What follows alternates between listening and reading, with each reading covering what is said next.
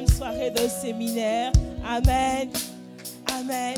Nous parlons du nouveau départ. Que quelqu'un dise nouveau départ. Que quelqu'un dise nouvelle saison. Que quelqu'un dise nouveau départ encore. Que quelqu'un dise nouvelle saison encore. Amen. Et nous sommes vraiment honorés. Nous nous sentons privilégiés que le Seigneur ait dépêché depuis le Benelux son serviteur. Amen. Il a dépêché pour nous Pasteur Christian ce soir. Amen. Bon, tu vois, ton acclamation me fait réaliser que tu n'es peut-être pas conscient de la qualité du vase. Non, attends. Tu vois, Dieu te prend au sérieux. Parce que comme Dieu te prend au sérieux, Dieu prend un vase précieux pour te parler. Dieu dépêche un vase précieux. Ça fait 3 ans qu'on n'a pas vu Pasteur Christian ici. Même 4. Non, 5. Depuis 2018. Depuis 2018. Et puis il essaie de nous expliquer qu'il va revenir dans 5 ans.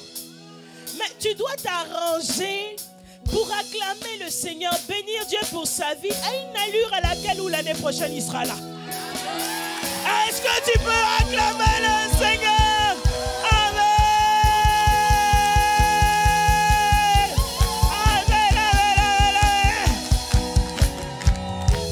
Alors, voilà ce qu'on va faire. Parce que quelqu'un ici est là et il ne sait pas qui est Pasteur Christian. La vidéo va le présenter en quelques instants. Mais dès que la vidéo s'achève, on reprend avec les acclamations. Quelqu'un me suit pour le Seigneur? Amen. Le Mossad, c'est à vous. On peut acclamer le Seigneur pendant qu'on nous présente Pasteur Christian. Notre orateur du jour est Christian Saboukoulou. Ingénieur de formation en système et réseau informatique, notre orateur est aussi titulaire d'un MBA spécialisé en marketing et commerce sur Internet. Passionné de la parole de Dieu et zélé pour gagner et prendre soin des âmes, Christian Saboukoulou a suivi sa formation pastorale auprès du pasteur Ivan Castanou à Paris. Il a été ordonné pasteur par ce dernier en 2011. Aujourd'hui, il est le pasteur superviseur des églises Impact Centre Chrétien de la région du Benelux, notamment de celle de Bruxelles. Il cumule la fonction de directeur général exécutif des églises Impact Centre Chrétien. À travers ses livres comme Couronné de succès, des applications telles que le Budget Gold, des séminaires comme Impact Finance, et de par ses prédications inspirées et dynamiques, notre orateur répond par la Bible aux questions et aux challenges de notre vie contemporaine dans le domaine des finances personnelles, de la famille, de l'entrepreneuriat, de la gestion du temps et de la productivité. Il est marié à son épouse Evelyne et ont ensemble 2 enfants. Recevons ensemble le pasteur Christian. Peuple de Dieu.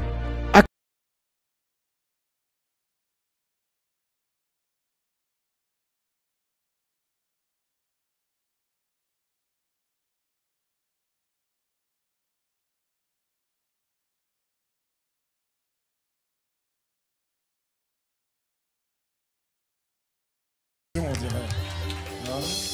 C'est la joie du Seigneur qui est notre force. Nous sommes ravis d'être là. Qui était là hier? Amen. Moi aussi j'étais là. Je n'ai pas manqué. Non. Il y a des choses qu'on appelle les rendez-vous divins. Et les rendez-vous divins, il ne faut pas les manquer. Et je crois que ce séminaire, c'est un rendez-vous divin.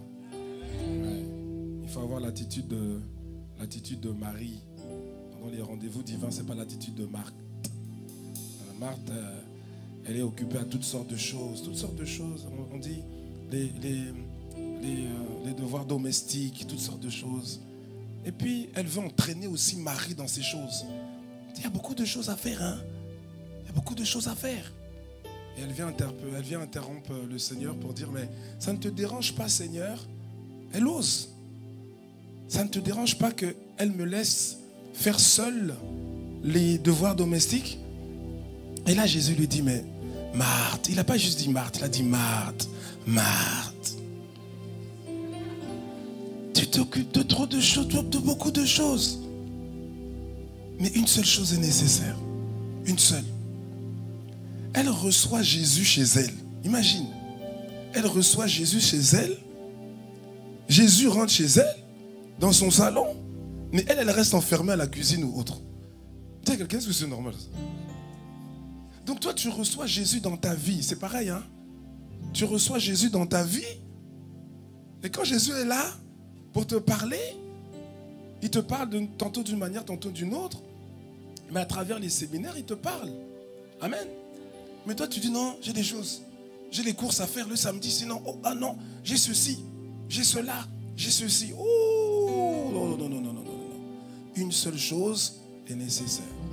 Et il a dit, Marie a choisi la bonne part, c'est celle qui ne lui sera point ôtée. Et je crois que c'est cette part-là que tu as choisie aussi. Si c'est toi, alors acclame le Seigneur là où tu es. Alléluia.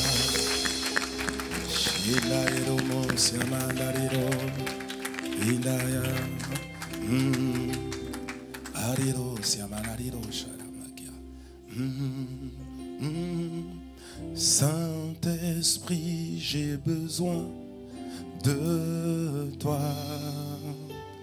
Oh Esprit de Dieu, Saint-Esprit, j'ai besoin de toi. Oui, je crie à toi, Saint-Esprit, j'ai besoin de toi. J'ai besoin de toi, Saint-Esprit, j'ai besoin de toi. Oh oui, je veux te dire, Saint-Esprit, j'ai besoin de toi. Seigneur, j'ai besoin de toi, Saint-Esprit, j'ai besoin de toi. Saint-Esprit, Saint-Esprit de Dieu, Saint-Esprit, j'ai besoin de toi. J'ai besoin de toi. J'ai besoin de toi.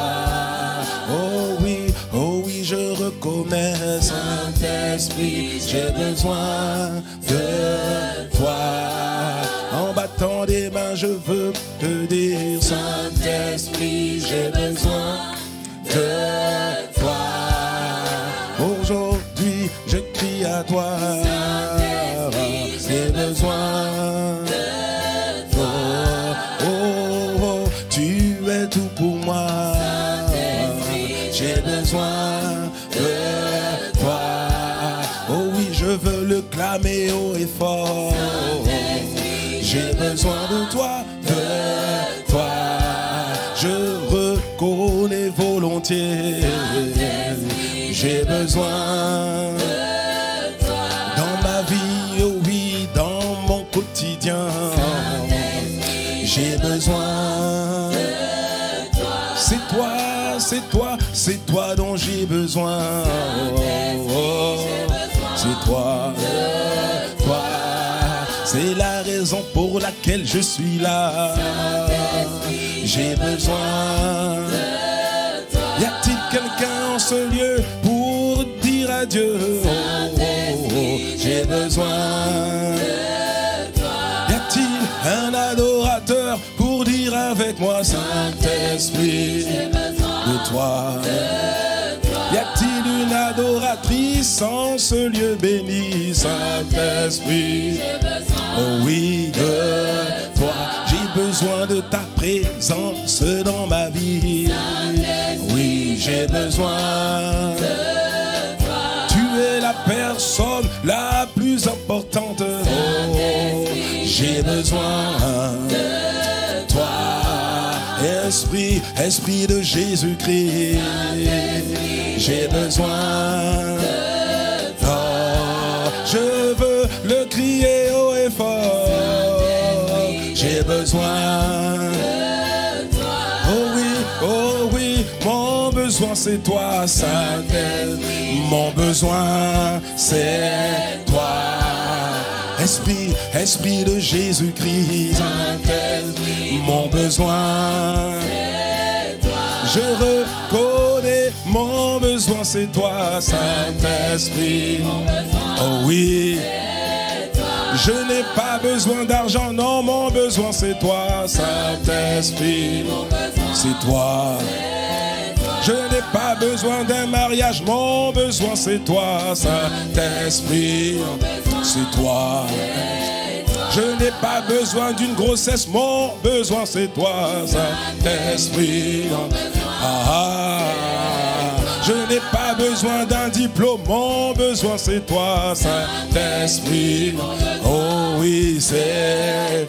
Je n'ai pas besoin d'un travail, mon besoin c'est toi. Oh oui, mon besoin. Toutes ces choses sont bien, mais mon besoin c'est toi. Oh oui, tu es mon besoin principal. Mon besoin c'est toi. Oh oh, mon besoin. Y a-t-il quelqu'un pour dire encore une fois, Saint-Esprit? Parce que je peux avoir l'argent, mais toujours des problèmes. Esprit, mon besoin.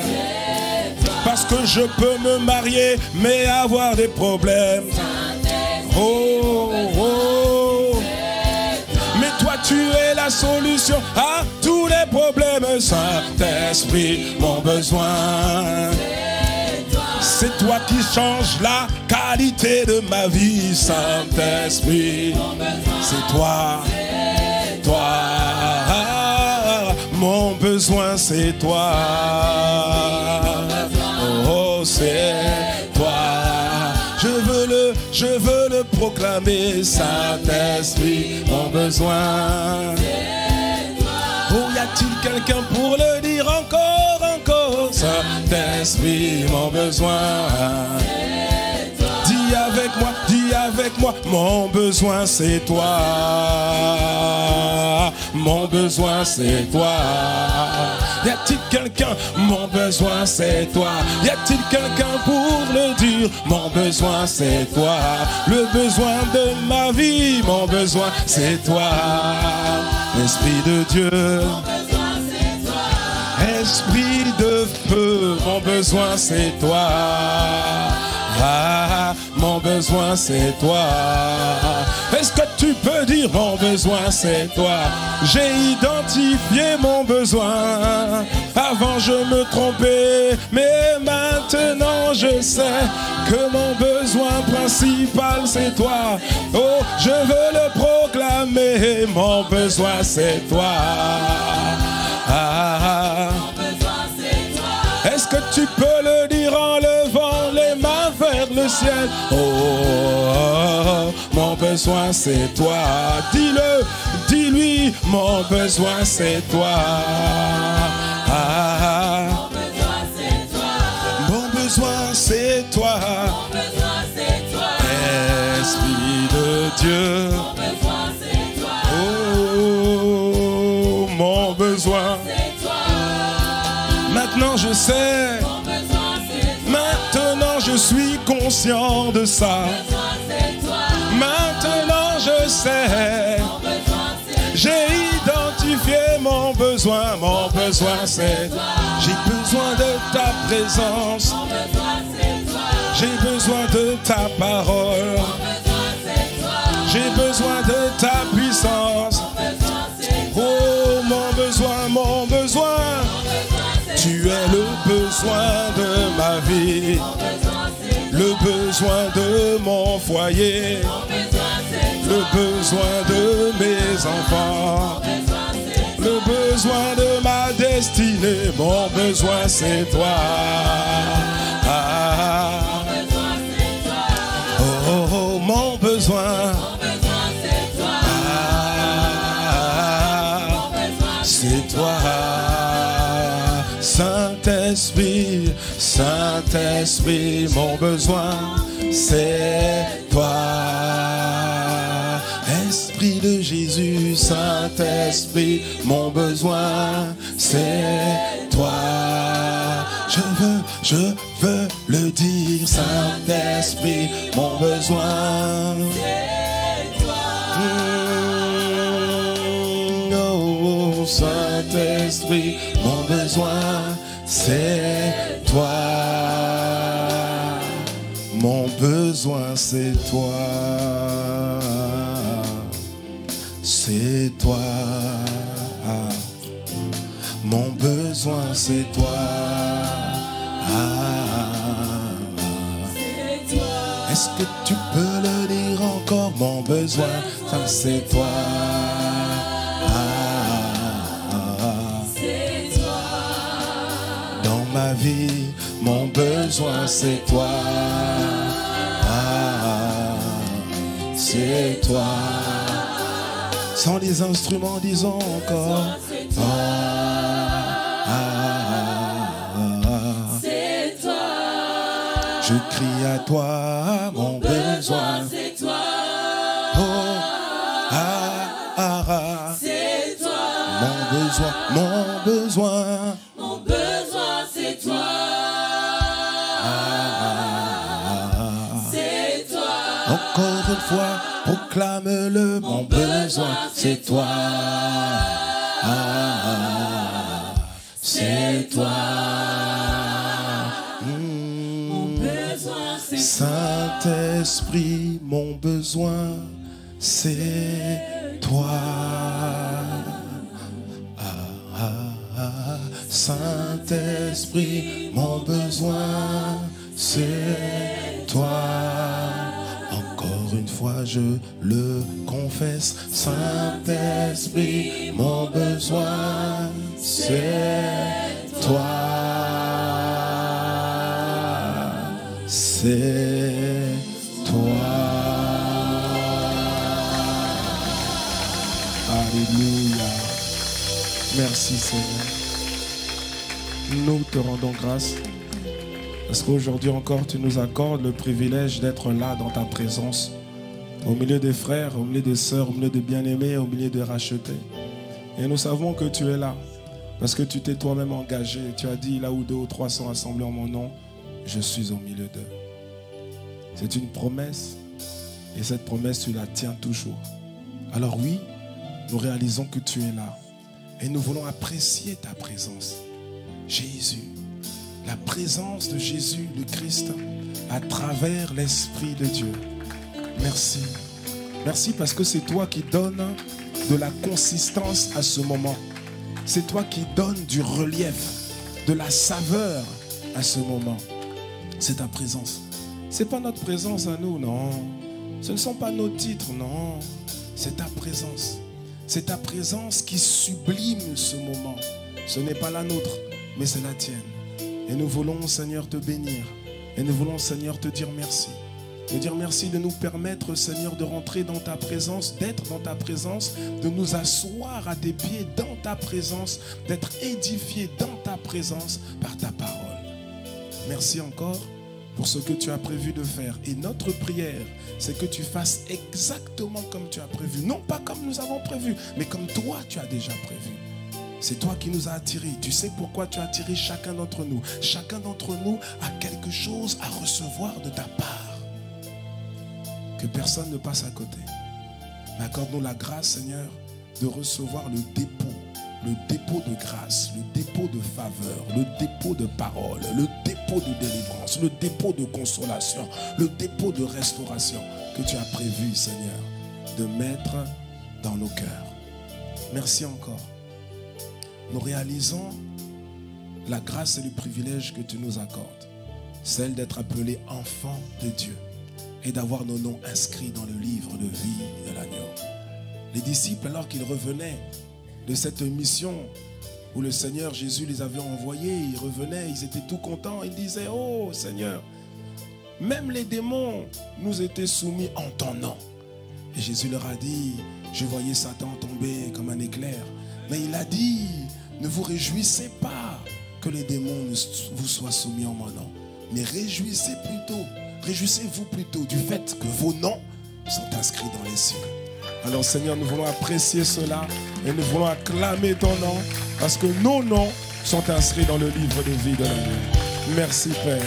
À toi soit toute la gloire, à toi soit honneur, louange, gloire, acclamation, ovation. Nous voulons faire monter vers toi un parfum de bonne odeur encore ce soir. Merci Seigneur. C'est dans le nom le plus beau, le nom le plus grand, le nom le plus redoutable, le nom devant lequel tout genou fléchit. C'est dans le nom de Jésus, le Christ, que nous avons ainsi prié, adoré, célébré, et nous voulons encore acclamer, nous voulons encore prendre le temps d'acclamer sa présence. Alléluia, Amen, oh, oh, oh, oh, Amen, Amen, disons Amen, Amen, encore une fois disons Amen.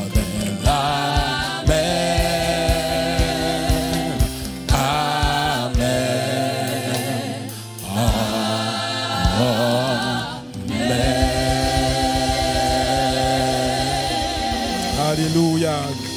Gloire à Dieu. Merci Seigneur. Alors tu vois, bien aimé, il faut savoir à côté de qui tu es assis. Hein? Tu vois, non? On a dit d'adorer. Si ton voisin n'a pas adoré, c'est louche. On a dit d'acclamer. Si ton voisin n'a pas acclamé, c'est doublement louche. Bon, peut-être que ton voisin n'était pas bien réveillé. On va lui donner une autre opportunité. Amen. Ou y a-t-il quelqu'un pour acclamer le roi de gloire? Regarde ton voisin. Regarde ton voisin. Amen. Alléluia. Gloire à Dieu. Merci Seigneur. Gloire à Dieu. Voilà, bien aimé, nous voulons bénir le Seigneur. Et ce que nous voulons faire également, c'est encore une fois apprécier les grâces que Dieu nous fait. Amen. Et nous voulons d'abord rendre grâce à Dieu pour son serviteur, l'apôtre Ivan, qui est le père de la vision Impact Centre Chrétien. Nous voulons acclamer le Seigneur pour sa vie. Alléluia. Et nous voulons également bénir Dieu et acclamer le Seigneur pour son serviteur, le pasteur Lucas, sa servante, le pasteur Marie-Ange. Voilà, nous voulons apprécier leur vie. Apprécier le don qu'ils sont pour nous, le don que Dieu nous fait. Amen. Merci Seigneur. Gloire à Dieu. Alors bien aimé, je vous invite à prendre place dans la sainte présence de Dieu. Et comme j'ai l'habitude de le dire, mais en fait je dis ça c'est pour ton bien, hein, tu vois, c'est pas pour t'embêter. Tu peux pas, regarde, quelqu'un, cette fois-ci personne n'a paniqué. Ah, vous avez progressé, hein. C'est bien ça. Hein, vous avez progressé. Hier, le même phénomène s'est produit. Un ballon Tu n'étais pas là, Maurice. Mais hier, il y a un ballon qui a sauté. Là, ici, les gens ont paniqué. Mais Dieu a fait un petit test. Il a refait encore. Mais là, ça, c'est bon. Voilà, ils ont progressé. Amen. Donc, j'étais en train de dire que tu ne peux pas prendre 2 heures à côté de quelqu'un. Tu es assis à côté de quelqu'un sans connaître son prénom. Ça ne se fait pas. Ça ne se fait pas. OK? Ça ne se fait pas. Tu peux faire ça dans le tram, dans le bus, dans le métro. Tu peux faire ça même dans l'avion, mais pas à l'église. À l'église, tu dois savoir qui est à côté de toi. Tu ne peux pas seulement l'appeler frère ou sœur. Sister, brada. Non, il a un nom. Il a un nom. OK? Voilà. Merci Seigneur. Gloire à Dieu. Alors, une question. Qui était là? Qui était là hier? Qui était là hier? Voilà, je voulais juste un peu voir. Voilà. Nous étions là. Et le Seigneur nous a fait grâce. Amen. Donc hier, nous avons vu que, on le savait déjà, mais hier on essayait d'en être pleinement conscient. Voyez, nous sommes entrés dans une nouvelle saison. Que quelqu'un dise Amen. C'est une nouvelle saison, c'est incontestable, on l'a démontré. C'est une nouvelle saison. L'inauguration, la tenue du premier culte, du culte inaugural de ICC à la Cité Royale, n'est pas un événement anodin. C'est un événement qui s'est produit il y a quelques semaines à 140, 150 km d'ici, mais cet événement a un impact direct dans ta vie. Et d'autant plus que le Seigneur n'a pas permis que cet événement se fasse à une autre date que la date de la Pâque. C'est un double, c'est-à-dire derrière il y a un message, c'est ce qu'on a expliqué hier. Il y a un message que Dieu était en train de nous donner. Il y a un message que Dieu était en train de te donner à toi qui es ici. Bien sûr, on a donné quelques caractéristiques de ce bâtiment. La Cité Royale, c'est juste extraordinaire. En France, c'est extraordinaire. Il y a 3-4 jours, au journal de France 2, le journal de 20 heures, ils ont fait mention Et plusieurs minutes, ils ont parlé. Au journal de 20 heures, ils ont évoqué, ils ont parlé de la cité royale, frère. Hey! Au journal de 20 heures. Dis à quelqu'un, mais c'est pas rien. Les journalistes ont cherché à savoir, mais ils ont dit, mais il y a quelque chose qui se passe et on veut savoir ce que c'est. Et donc ils ont dit, hein, là-bas, il y a même un monsieur qui dit, voilà, c'est plus grand, l'auditorium est plus grand que l'auditorium de, enfin le plus grand auditorium de Paris, là, l'auditorium de la Cité Royale est plus grand encore. Amen. Alléluia. C'est-à-dire que si tu veux aller dans l'auditorium le plus grand dans toute la région parisienne, en fait, tu dois aller à l'église. Eh non, mes frères, je ne sais pas si tu réalises ça. Amen. C'est quelque chose, hein.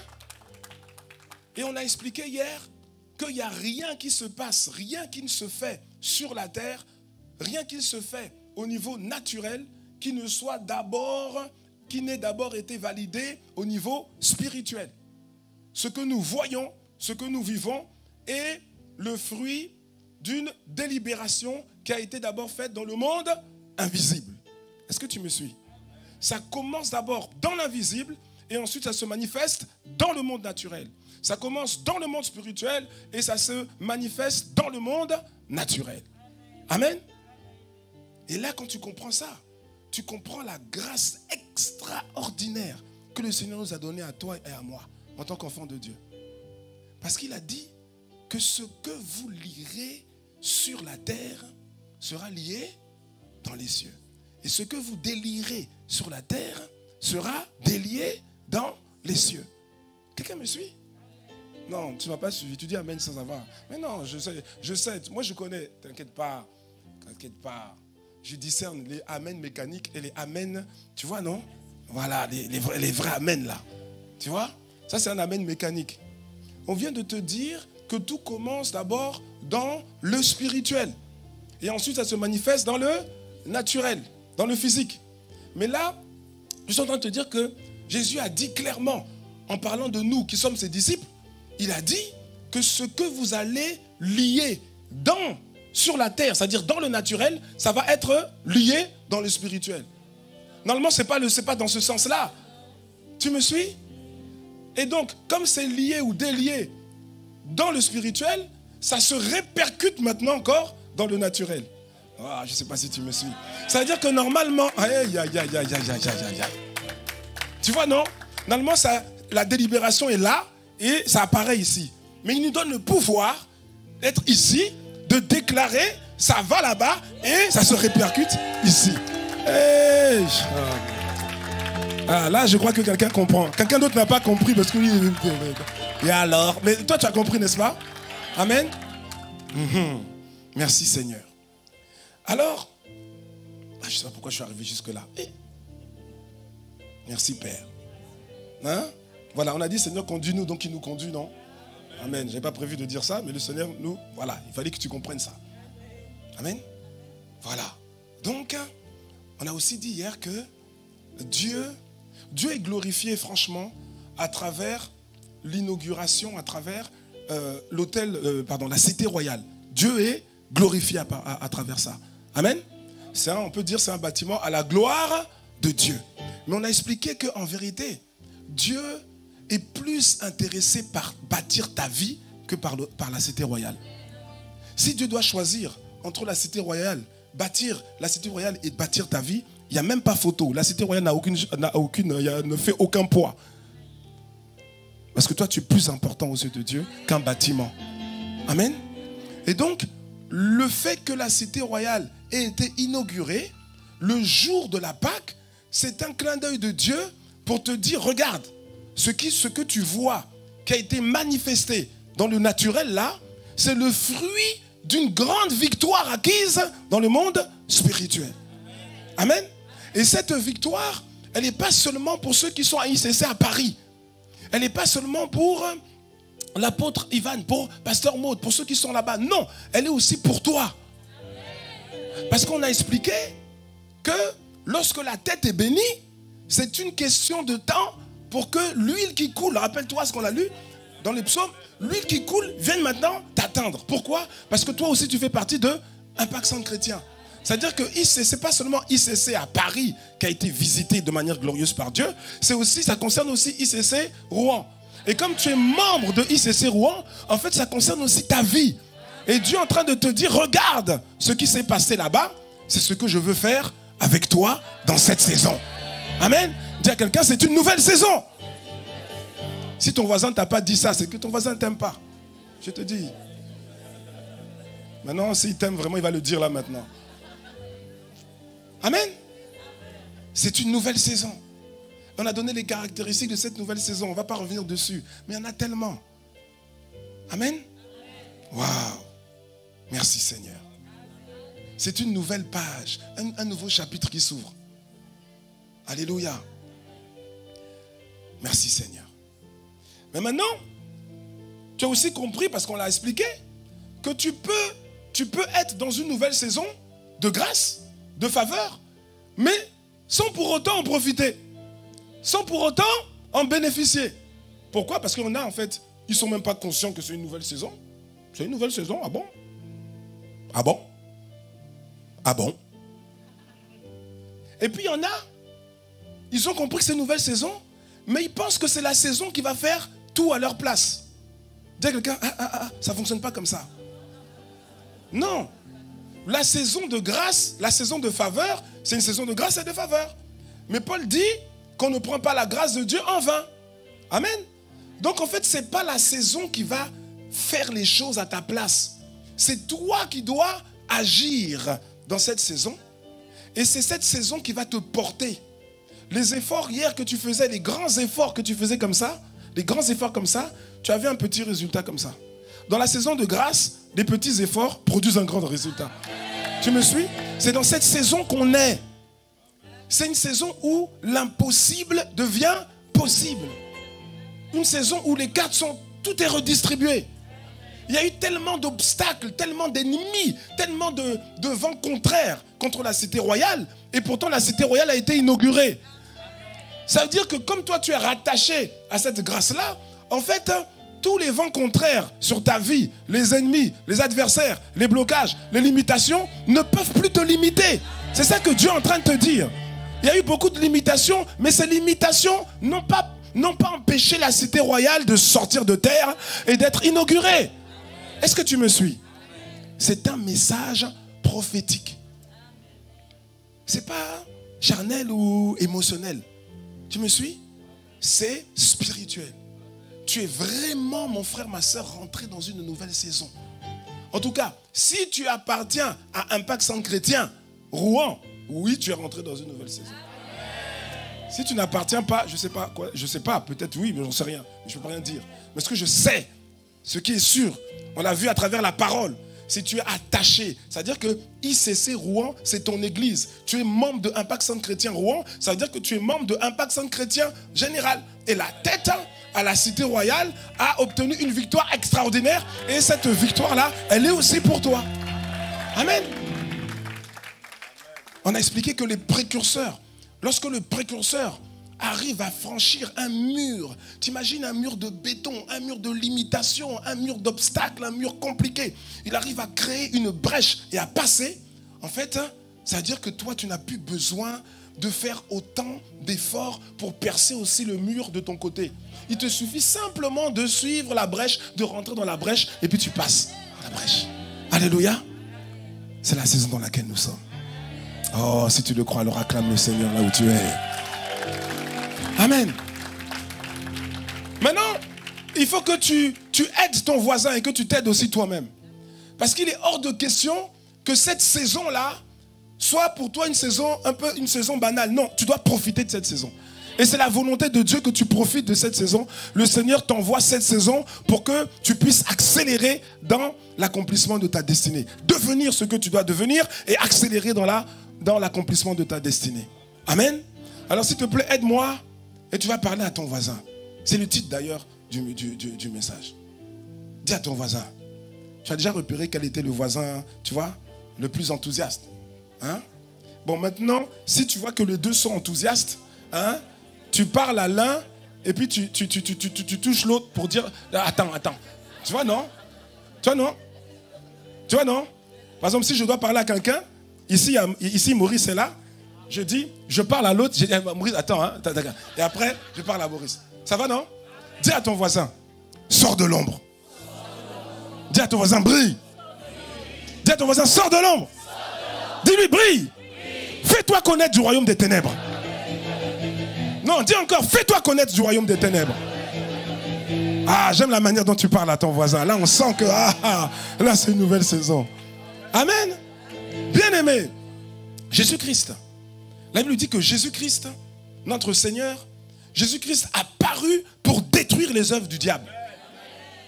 Il a paru pourquoi? Pour détruire les œuvres des ténèbres. Pour détruire les œuvres du diable. 1 Jean chapitre 3, verset 8. La Bible explique que le Fils de Dieu a paru afin de détruire les œuvres du diable. Oh, merci Seigneur. Jésus est un destructeur des œuvres du diable. Et tu vas voir ce qui se passe quand quelqu'un est un destructeur des œuvres du diable. Quelque chose se passe quand quelqu'un est un destructeur des œuvres du diable. Jésus est sorti de l'ombre. Que quelqu'un dise amen. Il avait 30 ans d'ombre. 30 ans. 30 ans, hein? C'est pas rien. Il y a même ici, là, certains qui n'ont même pas 30 ans. Jusqu'à ton âge que tu as, là, si tu as moins de 30 ans, il était encore dans l'ombre. Oui, oui. 30 ans. On ne le connaissait pas. Ceux qui le connaissaient, c'était seulement ceux qui vivaient dans le même quartier que lui. Quelqu'un me suit? Mais un jour, il s'est passé quelque chose. Il est parti se faire baptiser dans les eaux du Jourdain par l'autorité spirituelle du moment, à savoir Jean le Baptiste. Et quand il est sorti de l'eau, on a bien dit sorti de l'eau. Le baptême, là, c'est pas quelque chose c'est pas de l'eau qu'on met sur ta tête. Le baptême, c'est l'immersion. Le mot baptême, ça veut dire immersion. Baptizo, ça signifie immersion. Tu sais ça, non? Amen. Voilà. Et je crois que lorsqu'on parlait du baptême, on employait le mot baptizo, c'est-à-dire le mot immersion, il y a beaucoup de yeux qui s'ouvriraient, quoi. Parce que tu ne vas pas dire à quelqu'un, écoute, Maurice, je vais te baptiser. Et puis je vais lui mettre, je dis, Maurice, je vais t'immerger. Et puis je mets trois gouttes sur son front. Lui-même, il va dire, mais ça, c'est pas l'immersion. Ou bien, bon, c'est pas le but du truc. Quelqu'un risque de se fâcher peut-être. Non. Voilà. On dit que Jésus est sorti de l'eau. C'est-à-dire que le baptême, il faut d'abord rentrer dans l'eau. Il est sorti de l'eau et quand il est sorti de l'eau, qu'est-ce qui s'est passé? Le Saint-Esprit est venu sur lui sous une forme corporelle. Je crois que je n'ai pas vu dans la Bible un autre endroit où on dit que le Saint-Esprit est venu sous une forme corporelle. Il est venu sur lui sous une forme corporelle semblable à une colombe. Ça ne veut pas dire que c'est une colombe. Il y a des gens qui disent le Saint-Esprit c'est une colombe. Ce n'est pas une colombe. On dit que ce jour-là, quand il est venu sous une forme corporelle, il ressemblait à une colombe, mais ce n'est pas une colombe. Amen. Il ne faut pas faire comme ce chrétien-là qui avait dit à son pasteur, ah pasteur, viens à la maison. Pourquoi? Viens à la maison, j'ai le Saint-Esprit à la maison. Et puis le pasteur a dit, mais oui, je sais, le Saint-Esprit, il est à la maison, il est omniscient. Il dit, non pasteur, tu n'as pas compris, j'ai le Saint-Esprit à la maison. Il a tellement insisté. Donc le pasteur est venu à la maison. Il arrive à la maison, dans le salon, il dit, voilà, il y avait une cage là, il y avait une colombe, il dit, voilà le Saint-Esprit là. Miséricorde. 30 ans dans l'ombre, mais au bout de la 30e année, il est sorti de l'ombre. Ouais. C'est le Saint-Esprit venu sur lui qui l'a fait sortir de l'ombre. Ouais. C'était une autre saison pour sa vie. Une autre saison. Les 30 ans, il a passé 33 années physiquement sur la terre. Mais quand tu lis la Bible, quand tu lis les évangiles, quand tu lis la Bible, en fait, tu te rends compte que sur les 33 années qu'il a passées physiquement sur la terre, on parle seulement de 3 années seulement. Oui ou non? Il y a 30 années où il n'y a quasiment rien. Juste 2 ou 3 événements, la naissance. Hein? Et puis on dit qu'à 12 ans, on ne le retrouvait plus, on l'a retrouvé au temple.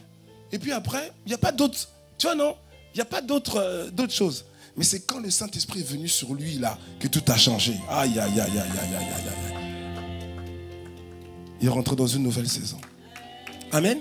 Il est sorti de l'ombre. Dis encore à quelqu'un, sort de l'ombre. Ouais. Marc chapitre 1, versets 25 à 28. Jésus, le destructeur des œuvres du diable.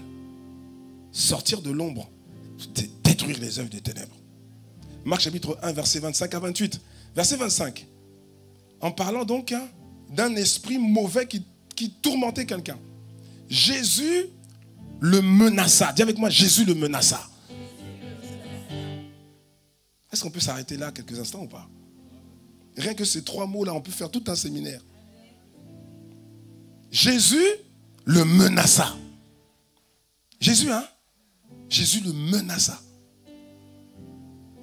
Jésus le menaça. Ça veut dire que tu vois, Jésus, tu vois, la vie chrétienne, c'est faire comme Jésus. Jésus n'était pas... Il y avait des moments, il va manifester l'amour, il va manifester la compassion. Il y a des moments, il menace maintenant. Toi, tu es enfant de Dieu, non? Tu dois apprendre à menacer. Ah non, et l'amour alors? Tu dois apprendre à menacer. Non, mais la Bible dit, Jésus a dit que si on te tape sur une joue, tu dois tendre l'autre joue. Il ne faut pas mélanger les contextes. Amen. Tu dois apprendre à menacer. Dis à quelqu'un, tu dois apprendre à menacer. On t'a trop menacé. Tu dois apprendre à menacer. On n'a pas dit menacer les gens. On n'a pas dit... Les gens ne comprennent pas. Ils veulent menacer maintenant. Il va menacer le patron demain. Non. Jésus... Après, à un moment donné, après j'ai commencé à regarder. Mais je me suis rendu compte que... J'ai regardé les évangiles. Je me suis rendu compte que Jésus menaçait. Hein? Ce n'était pas juste une fois. Jésus, il menaçait. Il menace qui? Il menaçait quoi? Les démons. Il menaçait aussi quoi? Il menaçait aussi les circonstances, les situations. Il a menacé le vent. Amen. Toi aussi, tu dois menacer.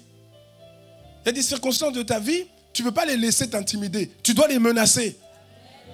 Jésus a parlé au vent. Quand il a parlé au vent, quand ils étaient dans la barque, et que le vent s'est levé, les disciples ont commencé à paniquer. Jésus s'est réveillé.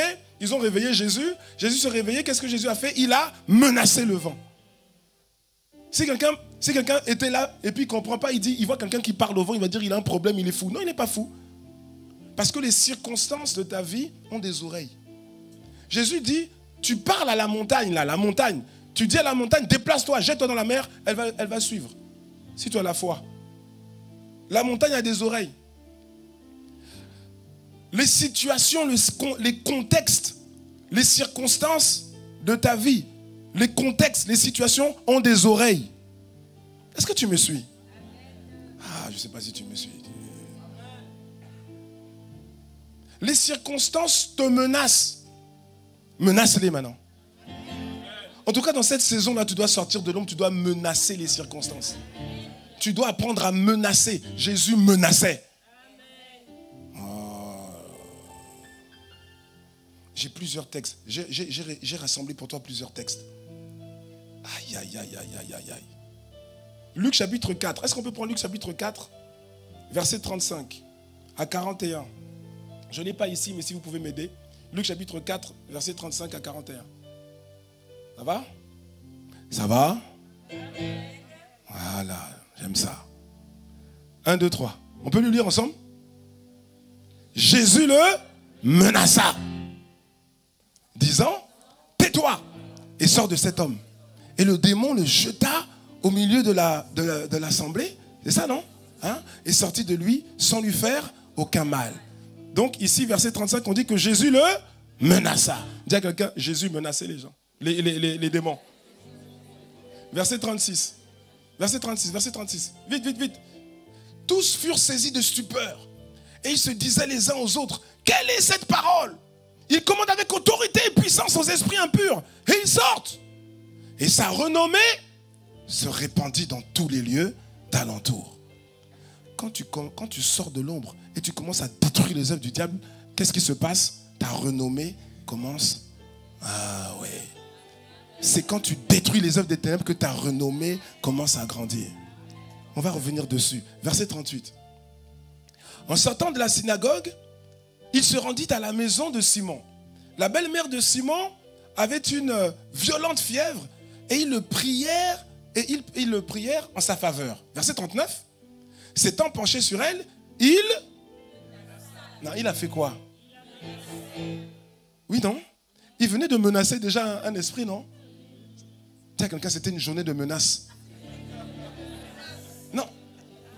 Non, parce que les gens pensent que la vie chrétienne, tu vois, c'est la vie chrétienne, c'est oh non, c'est la sainteté.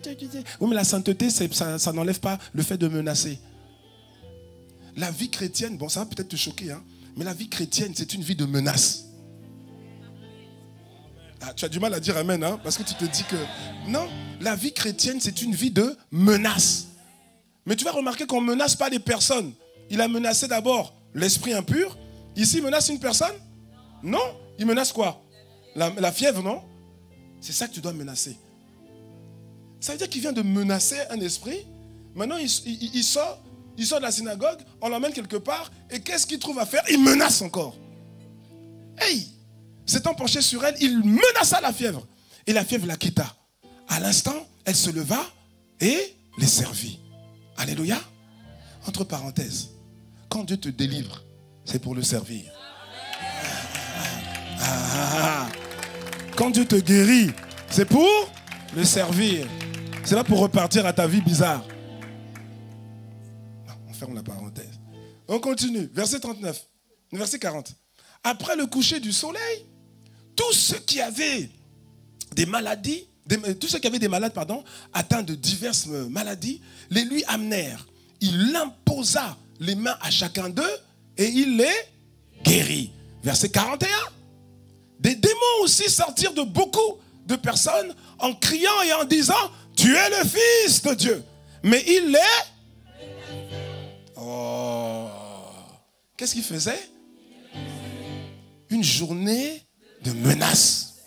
Je ne sais pas si tu comprends. J'essaie de t'amener à... Dans cette nouvelle saison, tu dois changer. Tu vois, tu dois changer ta mentalité. Tu dois devenir menaçant.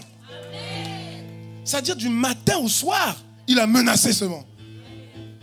C'est pas seulement, oh, l'agneau de Dieu. Il est aussi le lion de Juda. Tu vois, non? Le lion, il menace. Voilà. Tu dois devenir menaçant. Il les menaçait et ne leur permettait pas de parler parce qu'il savait qu'il était le Christ. Oh, si tu as compris, acclame juste le Seigneur là où tu es. Oh, acclame le Seigneur. Dis à un voisin, dis à une voisine, sors de l'ombre et commence à menacer. Oui. J'essaie de te montrer que la vie chrétienne, un des ingrédients de la vie chrétienne, c'est menacer. Mais oui. Ah Seigneur, accorde-nous la grâce de comprendre. Tu n'es pas obligé de subir, surtout pas dans une saison de grâce. Tu ne subis pas, tu menaces. Les situations, les circonstances, tu les menaces. Tu ne vas pas continuer à te laisser menacer alors que tu es dans une saison de grâce. Amen. Dis à quelqu'un, il faut devenir menaçant maintenant. Est-ce que tu peux un peu challenger ton voisin là? Dis-lui si tu as compris. Montre-moi un peu un visage menaçant là. Voilà, regarde. Regarde mon visage menaçant. Tu vois, non, dis à ton voisin, montre-moi un visage menaçant. Si ton voisin, le visage menaçant, c'est comme ça. Ça, c'est pas menaçant. Amen. Ah oui, oui, oui. Tu dois menacer les maladies, menacer la fièvre, menacer les démons, menacer les situations. Jésus a menacé les situations, il a menacé les tempêtes, il a menacé les vents, il a menacé les esprits impurs, il a menacé les maladies. Ça, c'est la vie chrétienne, ça fait partie de la vie chrétienne. Ouais.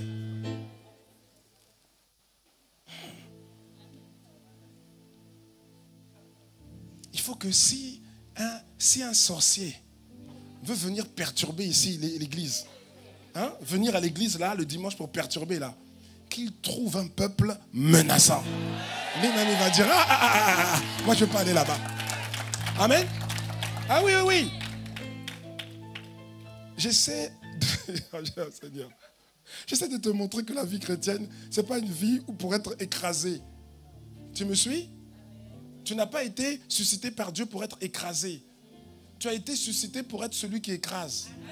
pour être celle qui écrase. Jésus a parlé au serpent. Le Seigneur a parlé, Dieu a parlé au serpent en Éden. Il dit, je mets une inimitié entre toi et la femme, entre ta postérité et sa postérité. Celle-ci t'écrasera la tête. Et toi, tu pourras juste lui mordre le talon. Qu'est-ce que tu préfères? Qu'on te morde le talon ou bien qu'on t'écrase la tête? Hein? Tu préfères quoi? Hein? Quelqu'un va dire ni l'un ni l'autre. Attends, ne t'inquiète pas. Hein? Tu préfères qu'on te morde le talon plutôt qu'on t'écrase la tête? Eh bien, sache que Satan aussi, c'est ce qu'il aurait préféré. Mais ce n'est pas ce qu'il a eu. Tu vois, non? Et il ne veut pas que tu sois conscient que toi, tu peux lui écraser la tête. Amen? Merci, Seigneur. Oh, acclame le Seigneur là où tu es, c'est merci, Père de grâce. Yeah. Jésus le menaça. En disant, tais-toi. Marc chapitre 1, je reviens, c'est un texte parallèle. Marc chapitre 1, versets 25 à 28. Jésus le menaça, disant, tais-toi et sors de cet homme. Et l'esprit impur sortit de cet homme, en l'agitant avec violence et en poussant un grand cri. C'est pour ça que, tu vois, entre parenthèses, parfois il y a des délivrances qui sont assez mouvementées. Même quand Jésus chassait les démons, parfois, voilà, les personnes étaient agitées et poussaient des cris. Amen? Voilà. Donc si tu vois ça, parfois à l'église, ce n'est pas la peine de t'inquiéter. C'est dans la Bible aussi. Ok? Verset 27. Tous furent saisis de stupéfaction, de sorte qu'ils se demandaient les uns aux autres, qu'est-ce que ceci? Une nouvelle doctrine. Ils commandent avec autorité, même aux esprits impurs, et ils lui obéissent. Et le verset 28, c'est ça qui nous intéresse. Et sa renommée, la renommée de qui?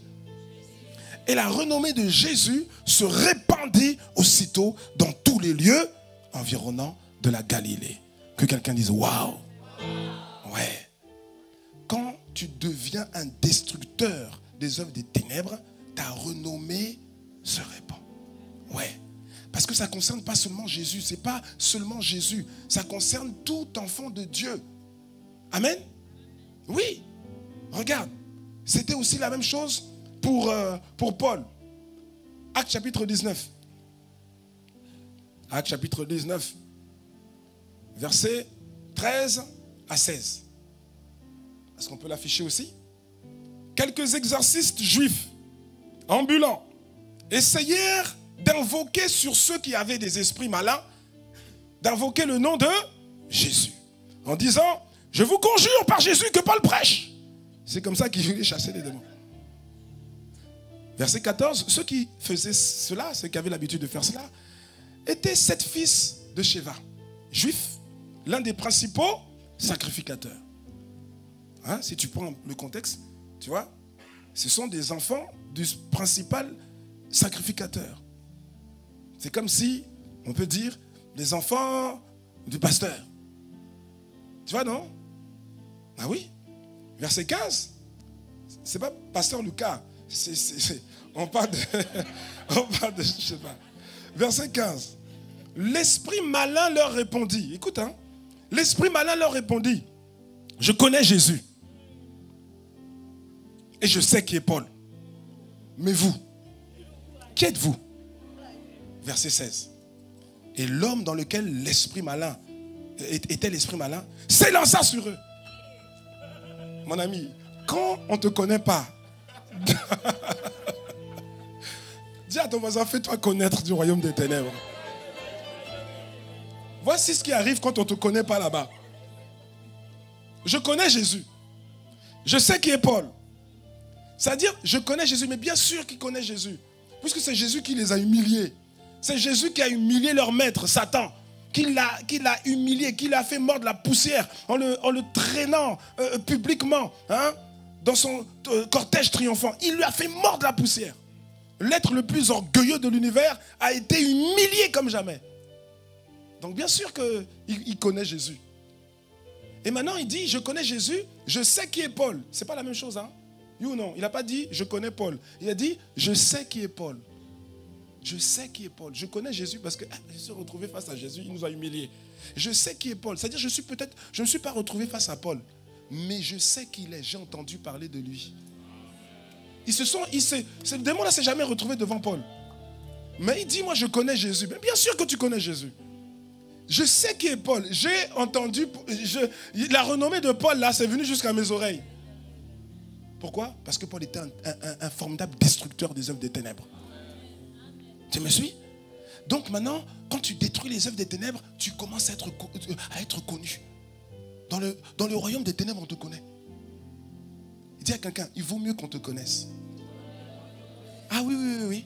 Parce que voilà ce qui arrive quand on ne te connaît pas. Lisons la suite. Ah oui, oui, oui. L'esprit malin, verset 15, leur répondit, je connais Jésus et je sais qui est Paul. Mais vous, qui êtes-vous? Verset 16. Et l'homme dans lequel était l'esprit malin s'élança sur eux. Quand on ne te connaît pas, les démons s'élancent sur toi. Les problèmes s'élancent sur toi. Ah oui? Et c'est pas tout, hein? L'homme dans lequel était l'esprit malin s'élança sur eux, se rendit maître de tous deux. Alors on a parlé de 7 fils, peut-être que ce jour-là ils étaient sortis qu'à 2 ou bien à 7, mais il y en a 5 qui ont fui peut-être, je ne sais pas. Mais en tout cas, il s'élança, il se rendit maître. Quand tu n'es pas connu dans le royaume des ténèbres, quand tu n'es pas connu du royaume des ténèbres, hein, on se rend maître de toi. Dis à quelqu'un, ça doit s'arrêter. Fais-toi connaître. Ah oui? Il s'élança sur eux, se rendit maître de tous deux et les maltraita. Quand tu n'es pas connu, voilà comment on te traite.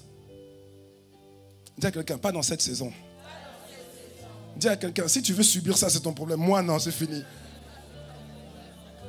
Hey, on te maltraite. On s'élance sur toi. On se rend maître de toi. Et on te maltraite. C'est ce qui est marqué, non?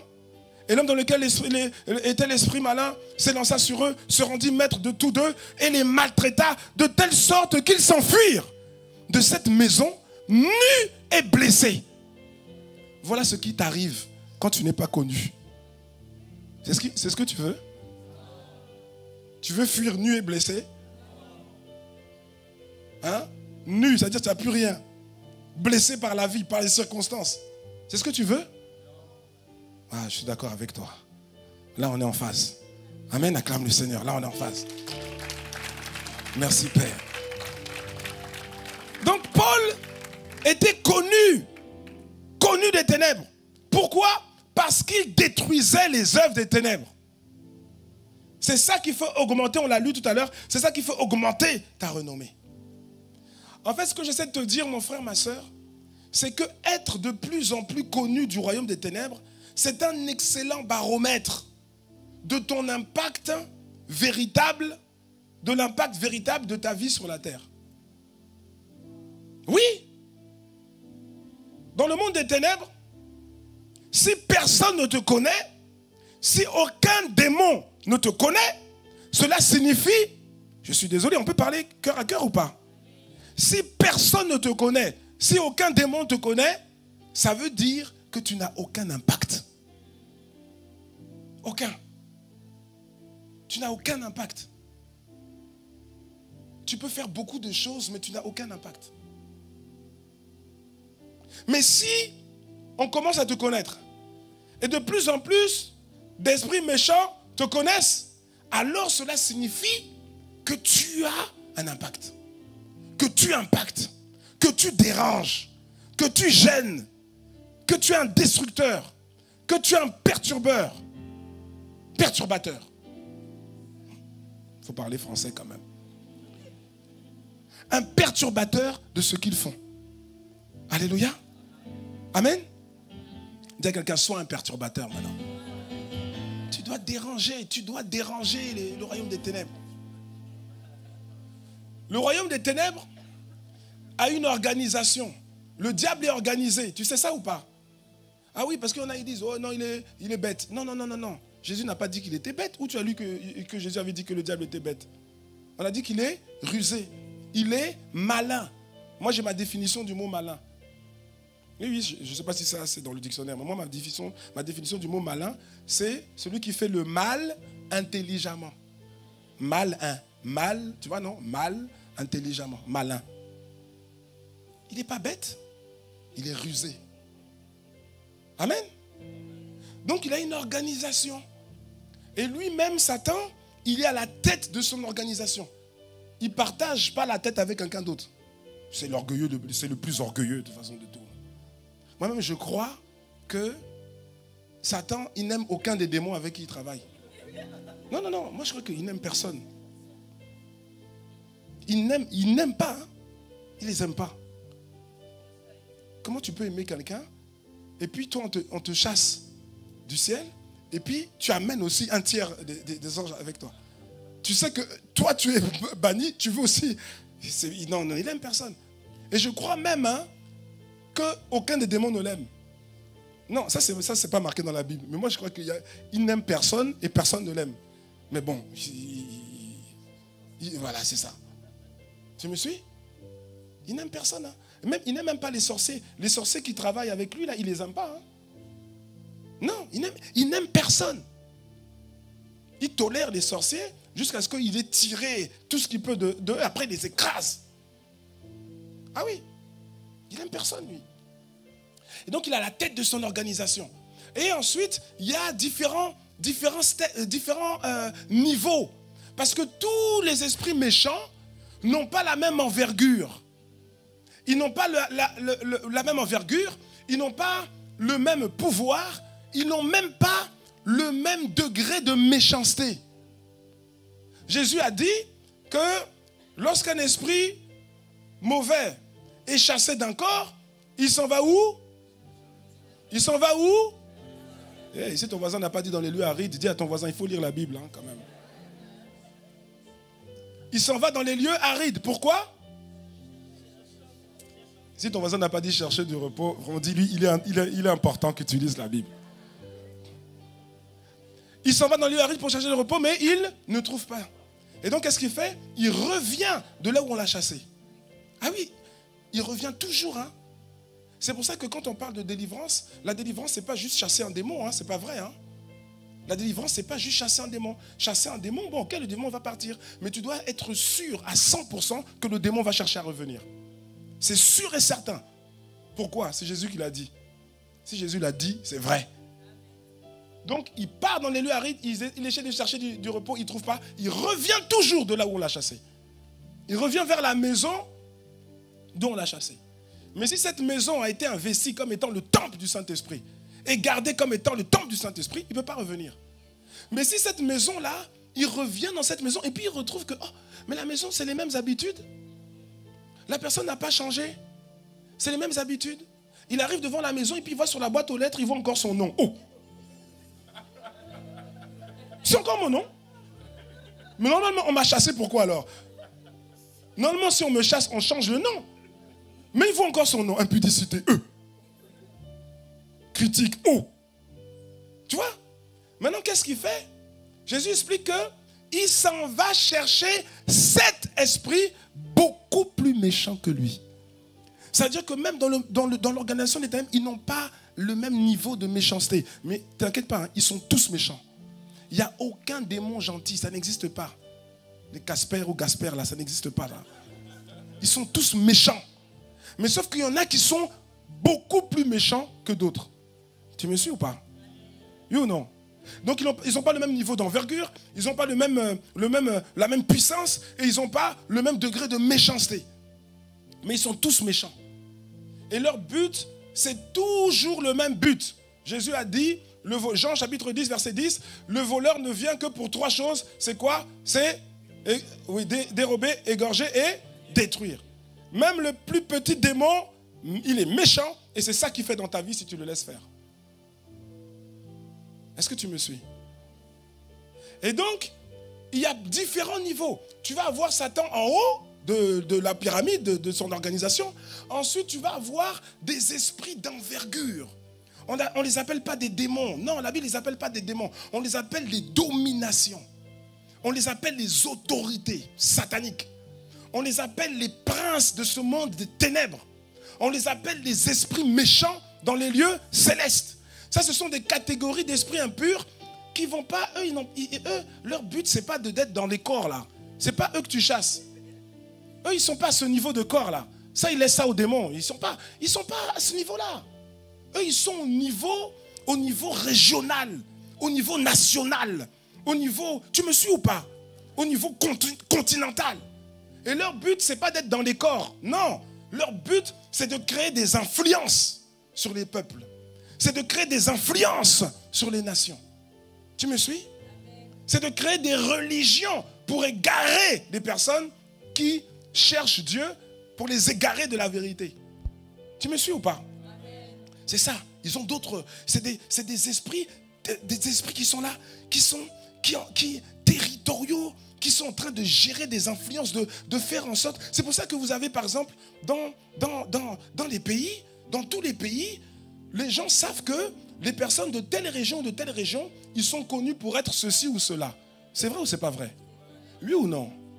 On ne va pas citer de pays, sinon quelqu'un pourrait quitter le séminaire avant l'heure. Mais il y a des pays où tu sais que les gens de cette région-là, déjà même quand on dit, ah, ta cousine va se marier avec quelqu'un de... Toi, tu fais... Non, c'est vrai, c'est pas vrai. Pourtant, on dit non, il est chrétien. Toi, tu fais... Ah! Parce que tu sais que les gens de cette région-là, ils ont tendance... Tu vois, non? Tantôt, ça va être des gens, c'est des groupes, c'est des peuples impudiques. D'autres, c'est des peuples, tu vois, ils aiment la boisson. D'autres, vraiment, c'est l'argent. L'amour de l'argent. C'est-à-dire que eux, c'est l'argent. L'argent seulement, l'argent. Tu me suis? Quelqu'un commence à se dire, je vois. Il y en a d'autres, c'est la bagarre. Tu vois, non? Oui ou non?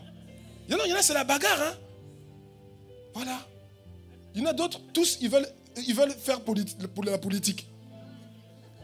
Non, mais il y a des choses, c'est bizarre, quoi. Hein? Amen? Ah, bon. Faut pas donner d'exemple, sinon...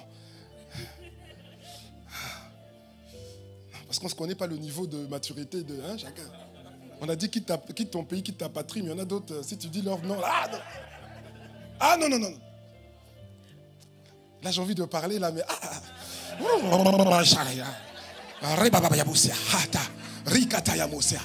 y en a d'autres, tu sais que eux, là, c'est des sorciers, ceux-là.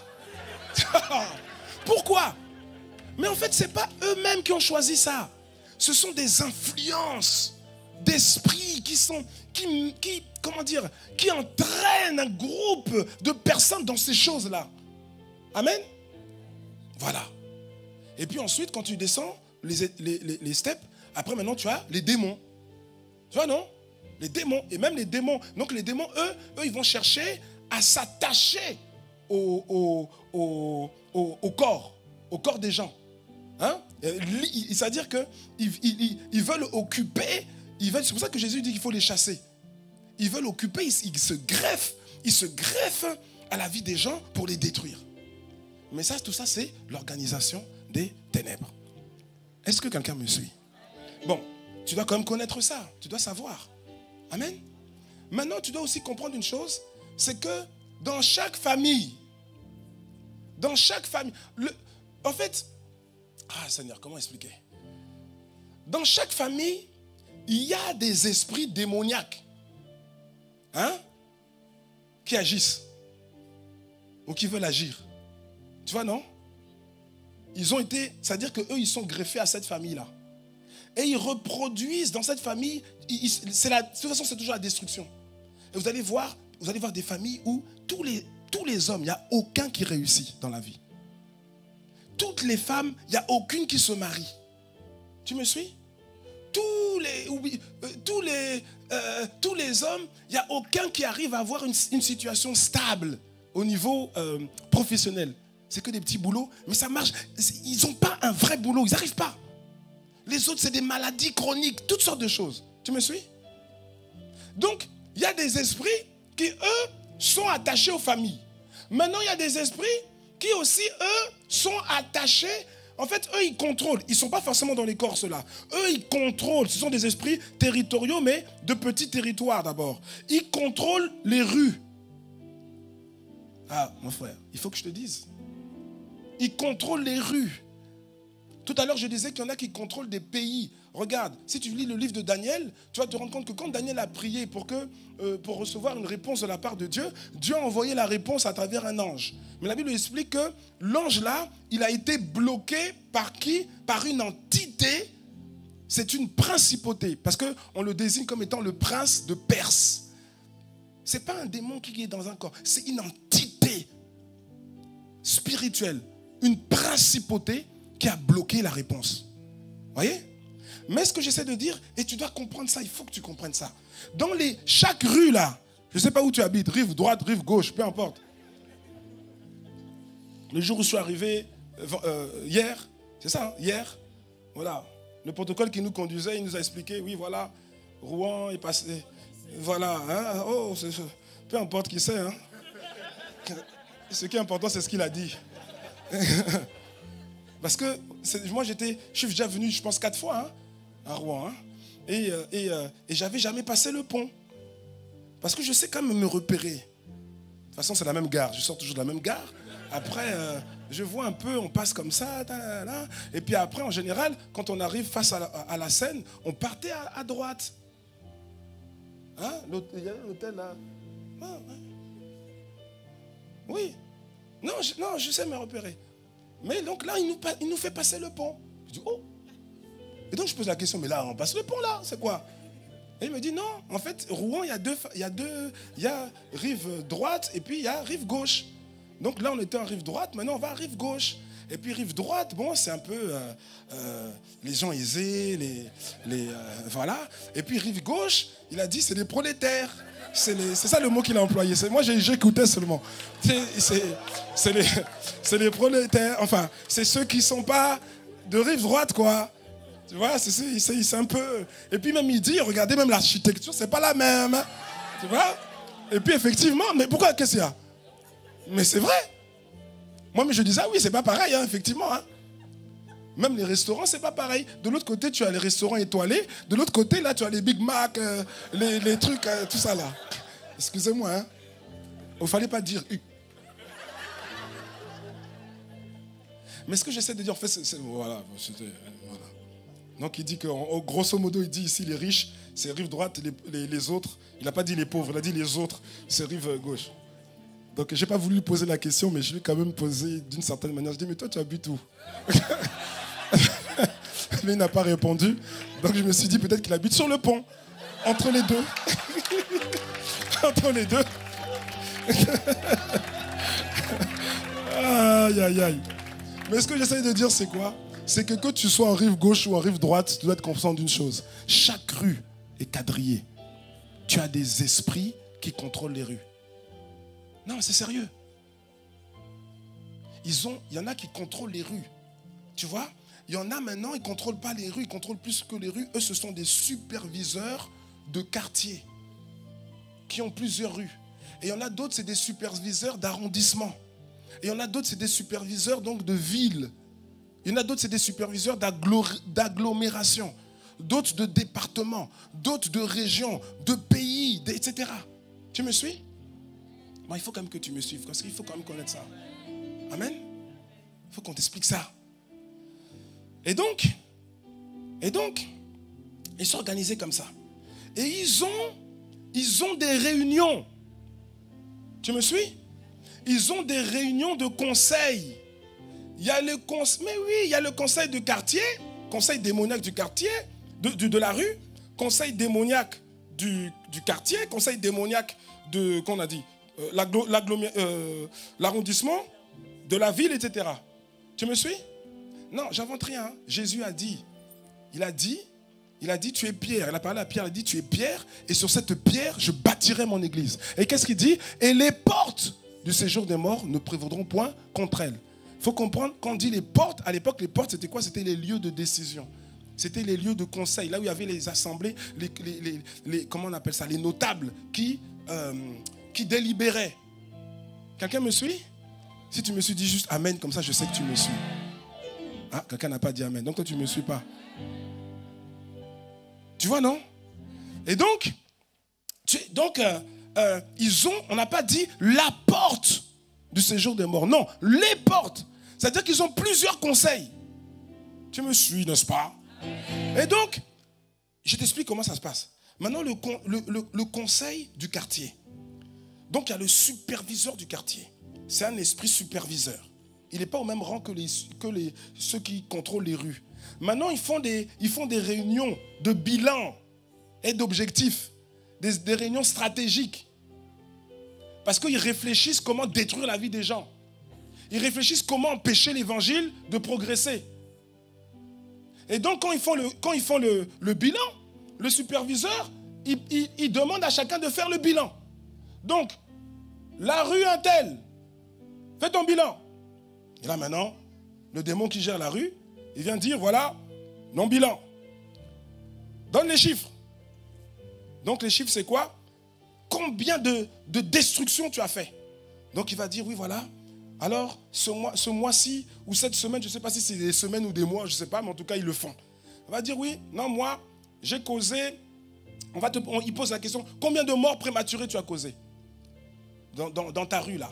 J'en ai causé 3, très bien. Combien d'accidents? 5, très bien. Combien de fausses couches? 4, très bien. Combien de suicides? 7. Ah, tu as bien travaillé. Combien d'échecs scolaires? 8. Combien de divorces? 19. Ah, c'est bien. Combien de viols? 2. Bravo. Combien de cambriolages? 5. Bravo, tu as bien travaillé. Progresse encore. Maintenant, deuxième rue, fais ton bilan. Combien de morts prématurées? Une seule. Ah bon? Mais toi, tu en baisses, on dirait, depuis là. Combien d'accidents? Un seul. Oh, combien de fausses couches? Il n'y en a pas eu. Quoi? Combien de suicides? Il n'y en a pas eu. Combien de divorces? 2. Combien? Mais après, on s'arrête. C'est quoi ton problème? Et là, maintenant, il va dire, le problème, c'est que depuis 3 mois, là, il y a une fille là. On dit une étudiante là. On dit elle va à ICC. Et alors? Elle va à ICC alors? C'est une église, non? Oui. Et alors? On maîtrise aussi les gens des églises, non? Oui, mais celle-là, ça veut dire que depuis qu'elle est là, en fait, elle perturbe, elle prie. Elle parle en langue, on n'arrive pas à opérer, on n'arrive pas, c'est difficile. Ok. Donc maintenant, le superviseur va lui dire, écoute, le mois prochain, tu dois augmenter tes chiffres. Tu as compris? Oui. Très bien. Le mois prochain arrive. Combien de morts prématurées? 0. Combien de fausses couches? 0. Combien d'accidents? 1. Mais bon, il n'y a eu aucun blessé, aucun mort. Voilà. Combien de... Donc là, maintenant, le superviseur se fâche. Il dit, mais tu es en train de me poser des problèmes. Parce que moi, quand je reporte maintenant au niveau supérieur, mes chiffres ils sont en baisse. C'est quoi le problème? Mais c'est toujours cette sœur-là. Comment elle s'appelle? Brigitte. C'est là que le nom Brigitte commence à sortir. Tu me suis, non? Mais comment les démons a dit je sais qui est Paul? Toi aussi, réfléchis. Il a dit je connais Jésus. Il n'a pas dit je connais Paul. Il a dit je sais qui. Parce que dans le conseil là, quand quelqu'un devient un destructeur des œuvres des ténèbres, tôt ou tard ça se sait. On pose la question, mais comment elle s'appelle? On dit Brigitte. Maintenant lui, quand il va reporter au niveau supérieur, on lui dit mais tes chiffres descendent. Qu'est-ce qui se passe? En fait, il y a quelqu'un là qui est arrivé. Il est arrivé. Et enfin, elle est arrivée. Elle était déjà là en fait. Mais depuis là, elle est partie à ICC. Et donc, elle commence à poser des problèmes. Maintenant, elle vit avec sa sœur. Brigitte, et puis il y a Anne-Marie. Maintenant, Anne-Marie aussi, les deux, elles vont à l'église. Donc, quand elles reviennent de l'église, elles sont en feu. C'est-à-dire qu'on n'arrive plus à opérer.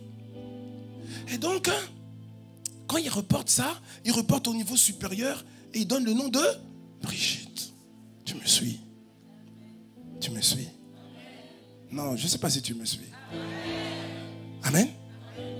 Quand j'ai donné ma vie au Seigneur, à l'époque, ça fait un moment quand même. Hein? Merci Seigneur. Quand j'ai donné ma vie au Seigneur, dans c'était, on avait, comment dire, mes frères et moi, on a donné notre vie au Seigneur en même temps en fait. On a reçu Jésus-Christ en même temps, avec quelques amis, dont un ami qu'on appelle Mira. Et en fait, dans la ville où on était, dans l'Essonne, 91, en fait, il commençait à avoir, du coup, parce qu'on était vraiment zélés, tu vois, non? Il commençait à avoir des conversions des musulmans et tout. Donc, je me rappelle que j'avais fini mes études et je commençais à travailler. Et quand je revenais le soir, je garais dans le parking derrière l'immeuble. Et quand je revenais, je rentrais à la maison. Derrière l'immeuble, là, il y avait toujours 2 musulmans là qui m'attendaient. Toujours, hein? Ben oui, parce qu'ils avaient compris que, en tout cas, voilà, j'étais en danger, en fait. Et donc, ils venaient. Et puis, il y en avait 2. Toujours, ils venaient toujours à 2. Jamais seul. Toujours à 2. Et il y en a un qui était celui qui parlait.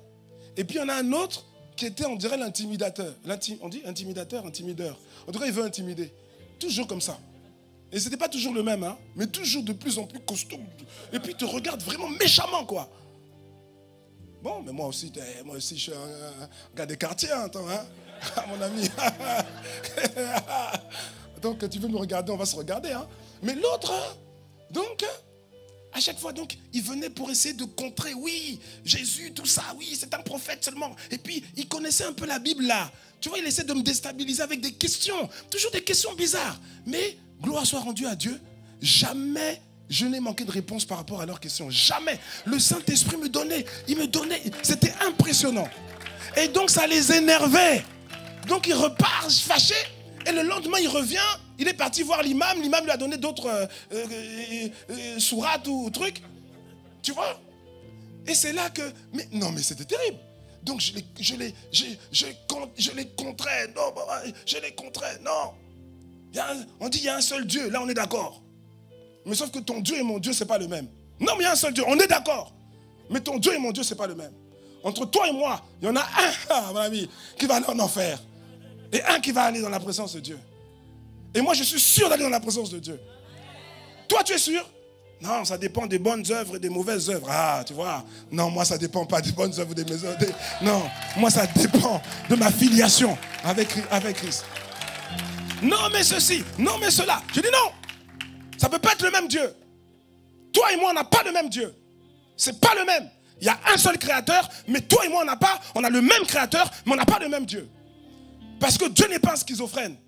Dieu ne peut pas avoir des enfants qui l'aiment. Et il y a un enfant, il dit, toi tu dois faire ceci et toi tu dois faire cela. Il ne peut pas dire, toi tu dois manger ceci, mais pas cela, mais toi tu peux manger ceci.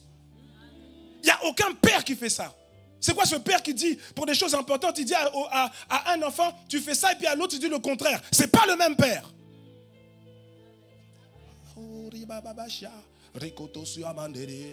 Alléluia. Et puis quand ça commençait à être chaud, quand il commençait à m'énerver aussi, moi aussi, d'une certaine manière, je m'énervais aussi. Je dis, moi, mon Dieu, c'est Dieu. Non, moi, mon Dieu, c'est Dieu. Moi, mon Dieu, il connaît toutes les langues. Il n'y a pas seulement une seule langue qu'il comprend. Il connaît toutes les langues. Ah, ça les fâchait. Tu me suis? Hey. Et donc, là-bas, à la mosquée, il savait qu'il y avait quelqu'un là qui dérangeait. Tu me suis? Un jour, pendant la nuit, donc je dormais, et je dors, et puis je sens qu'on me réveille. Mais ce n'était pas physique. Tu me suis? On me réveille. Je ne me suis pas réveillé, on me réveille. On me réveille. Et là, je sens que c'est le Saint-Esprit qui me réveille. Et donc, je me réveille, j'ouvre les yeux. J'étais dans ma chambre. Et je tourne la tête comme ça. Quand j'ouvre les yeux, qu'est-ce que je vois? Je vois 3 démons dans ma chambre. Non, pas 1, 3. Toi, tu as fait 1, non, 3. Il a fait 1, non, 3. Non, c'était 3 démons, hein. C'était des démons. Tout de suite, tu sens, tu comprends que ça, c'est des démons. Tu vois, non, c'est des démons. Ils étaient trois démons. Il y en avait un qui était au milieu. Il était plus grand. Lui, il était calme. Et il y avait les deux autres qui étaient de part et d'autre, ils étaient plus agités en fait. Ils étaient un peu agités, et puis ils étaient en train de parler, tu vois, ils me pointaient. Mais moi j'ai eu, en fait, voilà, il faut que je dise, à un moment j'ai eu peur parce que je dis, hey, il y a des démons dans ma chambre. Et donc, j'ai commencé à paniquer. Mais rapidement, je réalise que moi je les vois, mais ils ne voient pas que je les vois. Tu me suis, non? Et donc là, je comprends rapidement que, c'est le Seigneur qui est en train de me montrer quelque chose. Mais donc, je commençais à regarder avec confiance. Non, mais ça fait bizarre, quoi. C'est-à-dire que ils sont là, mais ils ne savent pas que toi, tu les vois. Et donc, je regarde la scène, et c'est bizarre, parce que je comprenais ce qu'il disait. Non, je comprenais ce qu'il disait. Donc, celui du milieu, là, lui, il n'était pas du coin. Non, il n'était pas du coin. Lui, en fait, il avait été appelé en renfort. Et les deux autres, ils étaient en train de dire, oui, voilà, c'est lui là, il nous embête. Donc, ils étaient en train d'expliquer, voilà, comment moi je les embêtais. Mais moi, je ne savais pas que je les embêtais. Mais ils étaient en train de dire, voilà, ils expliquaient. Et puis l'autre au milieu, non, il était spécial, hein. C'est-à-dire que lui, il était calme. Tu sens le gars, comment dire? Moi, les pensées que c'était comme tu vois, un consultant expert. Non, je ne sais pas comment vous dire ça. Enfin, non. Souvent, quand on regarde des films de la mafia, là, la pègre, là, tout ça, là. Hein, parfois, quand les premiers sicarios, enfin, ça c'est dans, quand ils n'arrivent pas là, ils font souvent appel à quelqu'un là qui vient là genre un tueur à gages ou un truc, quelqu'un qui est un peu plus, tu vois, non? Voilà, expérimenté là. C'était ça en fait. Donc celui qui était au milieu, il était expérimenté. Les autres étaient agités, mais lui, il n'était pas agité. Et donc, tu sens que lui, il avait déjà réussi plusieurs missions. Non, franchement, hein. Tu sens qu'il n'était pas impressionné. Il se dit, oh, ça c'est des cas que... Il était juste en train de prendre les informations et puis, tu vois, moi je regardais. Et puis après, ça s'est arrêté, je suis dormi. Et je méditais le lendemain sur ce que j'avais vu. Et le lendemain, donc je ne sais plus si c'était exactement le lendemain ou bien le surlendemain, il y a un frère en Christ qui me dit, Christian, c'est bizarre, j'ai fait un rêve à ton sujet. Ah bon? C'est quoi? Il faut que je te explique, le rêve était un peu bizarre. Je dis, c'est quoi? En fait, c'était comme un auditorium, un amphithéâtre, un peu comme un amphithéâtre, un grand truc. Et c'était rempli de démons. Ah bon? Oui, il n'y avait que des démons partout. Et puis, il y avait ceux qui étaient devant, là, un peu comme des responsables. Et puis, l'amphithéâtre rempli de démons. Et puis, toi, en fait, tu étais là, au milieu, en fait. Et entouré, il y avait plein de démons. Et ils étaient en train de parler. Ils étaient en train de dire, mais comment arrêter ce gars-là? Ils étaient en train de dire, mais comment il faut l'arrêter? Il faut l'arrêter. Ils étaient en train de... C'est ça le rêve qu'il a eu. Et j'ai dit, mais est-ce que tu... Il dit, mais ça doit venir de Dieu.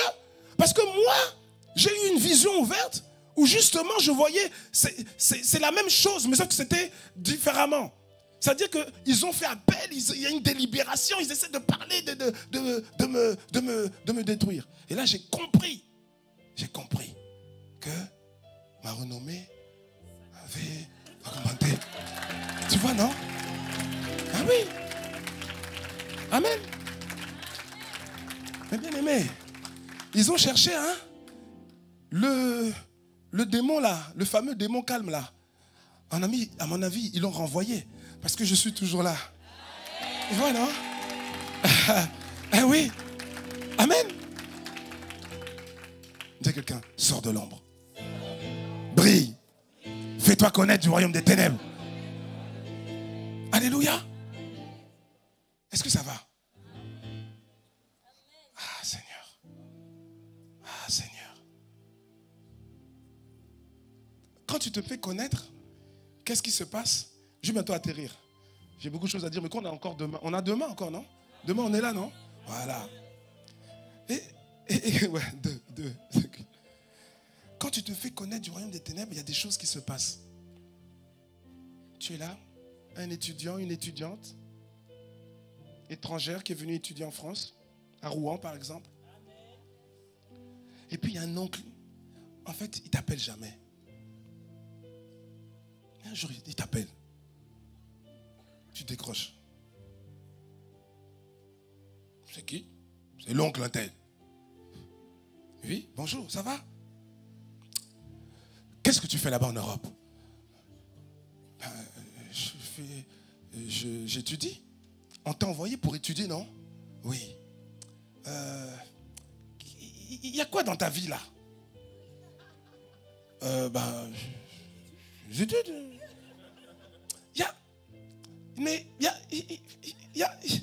Et tu vois, il est pas clair.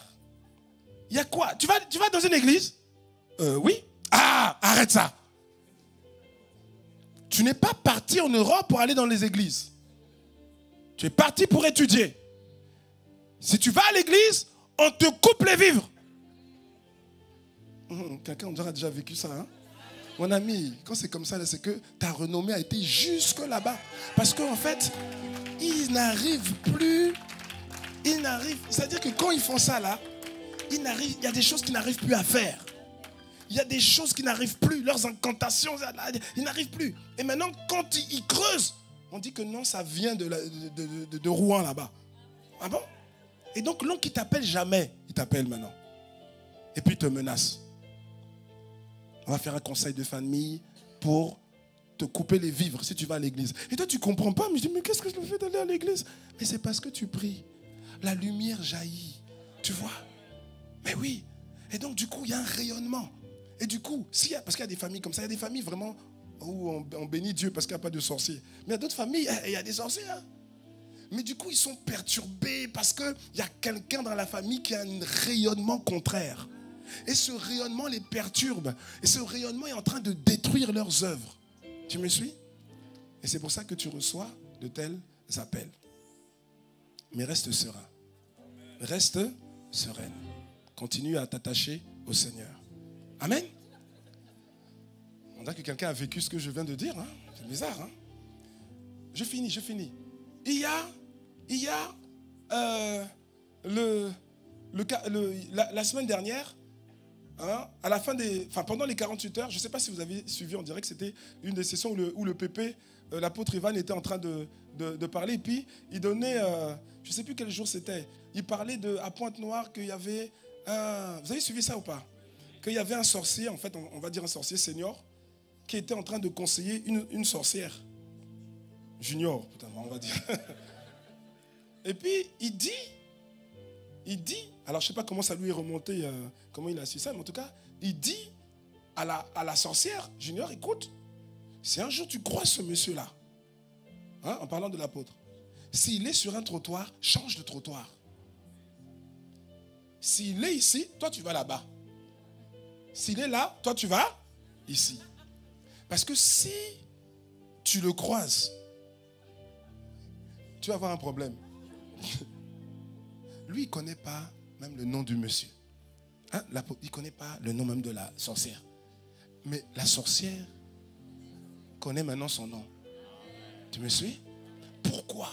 Parce que quand tu sors de l'ombre et tu commences à détruire les œuvres des ténèbres, ta renommée augmente. Et quand ta renommée augmente, tu commences à faire peur. Tu commences à faire peur. Mais toi, n'aie pas peur. On parlera de ça demain. Toi, n'aie pas peur. Parce qu'il y a des gens, mais si je commence à être connu, qu'est-ce que je vais dire? Non, au contraire. C'est quand tu n'es pas connu que tu es en danger. C'est ce qu'on a lu, non? Est-ce que tu as lu que Paul, on l'a frappé et puis il est sorti d'une maison nue et blessé? Non. Le démon a dit, moi je connais Jésus, je sais qui est Paul. Vous qui êtes-vous? C'est ceux qu'on ne connaît pas qui subissent des choses bizarres. Quelqu'un me suit, non? Si tu veux arrêter de subir des choses bizarres, fais-toi connaître du royaume des ténèbres. C'est-à-dire, détruis les œuvres des ténèbres. Ouh là là. Donc demain, il faut qu'on fasse la... Demain, on va terminer.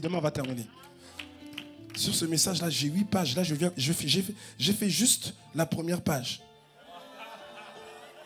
Mais demain, ça va aller. Demain, on va accélérer. T'inquiète pas. Parce que demain, il faut être là. Parce que demain, il faut que je t'explique pourquoi tu dois sortir de l'ombre et te faire connaître du royaume des ténèbres. Je vais te donner des détails. Amen. Ensuite, je vais t'expliquer quand tu dois le faire, où tu dois le faire et surtout, c'est ça qui est important, comment. Comment tu vas le faire? Ah oui, on va voir comment est-ce que tu détruis les œuvres des ténèbres. Et tu vas voir que ce n'est pas forcément ce que tu crois. Amen. Tu vas voir. C'est magnifique. Je prie que tu deviennes un destructeur des ténèbres. C'est-à-dire que tu donnes des maux de tête aux démons. C'est-à-dire qu'ils sont obligés de se réunir pour dire mais comment, qu'est-ce qu'on va faire? C'est un casse-tête. Qu'ils sont obligés d'aller dépêcher des démons lointains pour venir régler ton cas, mais sans pouvoir le faire. Oui.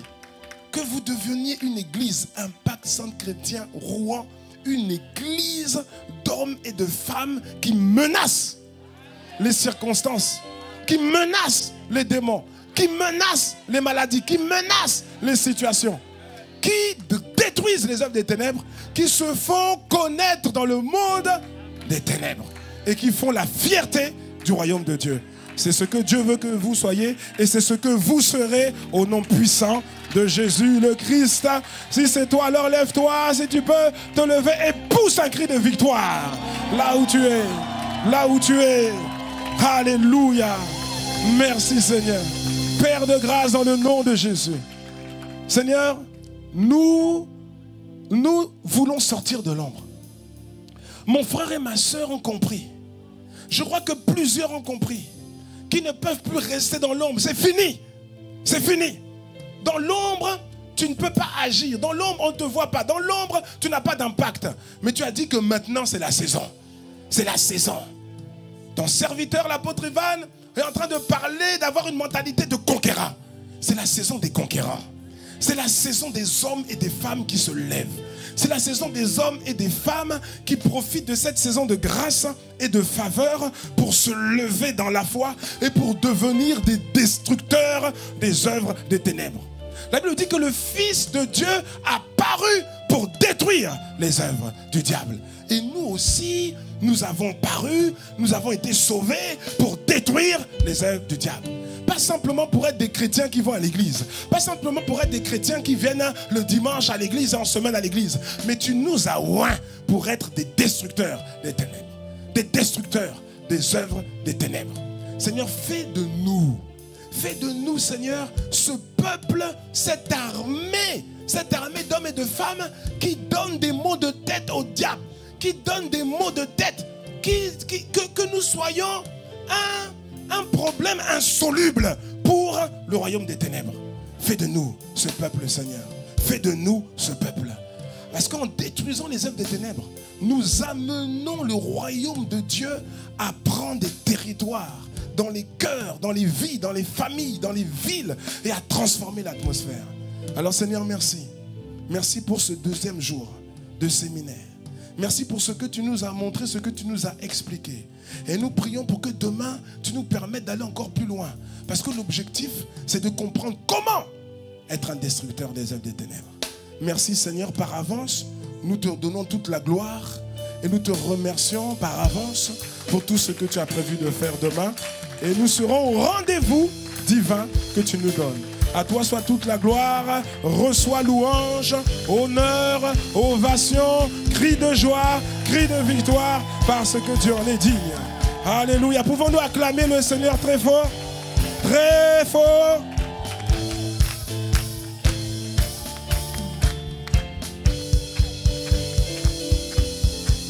Amen, amen, amen. Est-ce que tu peux acclamer le Seigneur pour la parole qu'il a posée dans le cœur de son serviteur pour toi ce soir? Je dis, est-ce que tu peux acclamer le Seigneur? Est-ce que tu peux faire du bruit en l'honneur de son nom? Est-ce que tu peux faire du bruit? Amen. Bien-aimé, la parole de Dieu, quand elle arrive, elle vient pour ouvrir une saison dans ta vie. Amen.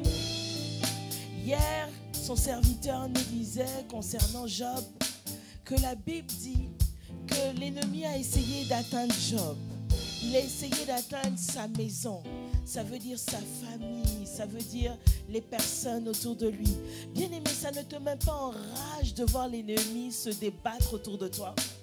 Je disais à des sœurs hier, regardez, ouvrez un peu vos yeux. Vous allez voir à gauche, les parents vont être attaqués. C'est le papa, c'est la maman, alors que toi, tu es là et que ça va. Ça veut dire que l'ennemi a essayé de te joindre, toi, il n'a pas pu. Il attaque maintenant la maison. Quelqu'un me suit?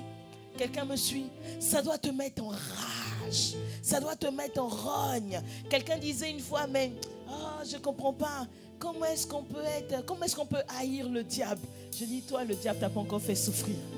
Le diable ne t'a pas encore fait souffrir. Amen. Si le Seigneur te dit que tu dois rentrer dans une saison où tu dois apprendre à menacer, c'est que tu dois menacer. Amen. C'est que tu dois apprendre à menacer. C'est que tu vas arrêter de prier avec le sourire.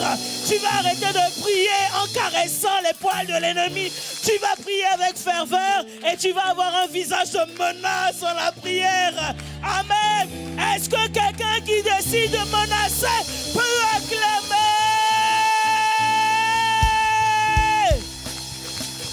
Bien-aimé, tu pars de cet endroit ce soir, ta prière change. Tu pars ce soir, tu rentres chez toi, ta manière de prier change. Tu commences à dire à l'ennemi, moi ma vie est sécurisée. Mais je te dis que si tu touches à mon père, à ma mère, à mon frère, à ma soeur, ce n'est plus avec le sourire que je vais t'accueillir. Je vais t'envoyer des boulets de feu. Tu vas menacer l'ennemi. Amen. De toutes les manières, c'est un combat. Si toi, tu n'attaques pas, tu seras attaqué. Amen. La meilleure défense, c'est l'attaque. Amen. Donc, par la grâce de Dieu, toi et moi, nous devenons des menaceurs dans le royaume de Dieu. Toi et moi, nous devenons des menaceurs dans le royaume de Dieu. Toi et moi, nous devenons des menaceurs dans le royaume de Dieu. Toi et moi, nous devenons des menaceurs dans le royaume de Dieu. Toi et moi, nous devenons des menaceurs dans le royaume de Dieu. Ton acclamation ne me satisfait pas parce que toi et moi, nous devenons des menaceurs dans le royaume de Dieu. Amen. Bien aimé, à quelques-uns, j'ai déjà raconté ce songe qui m'a beaucoup interpellé.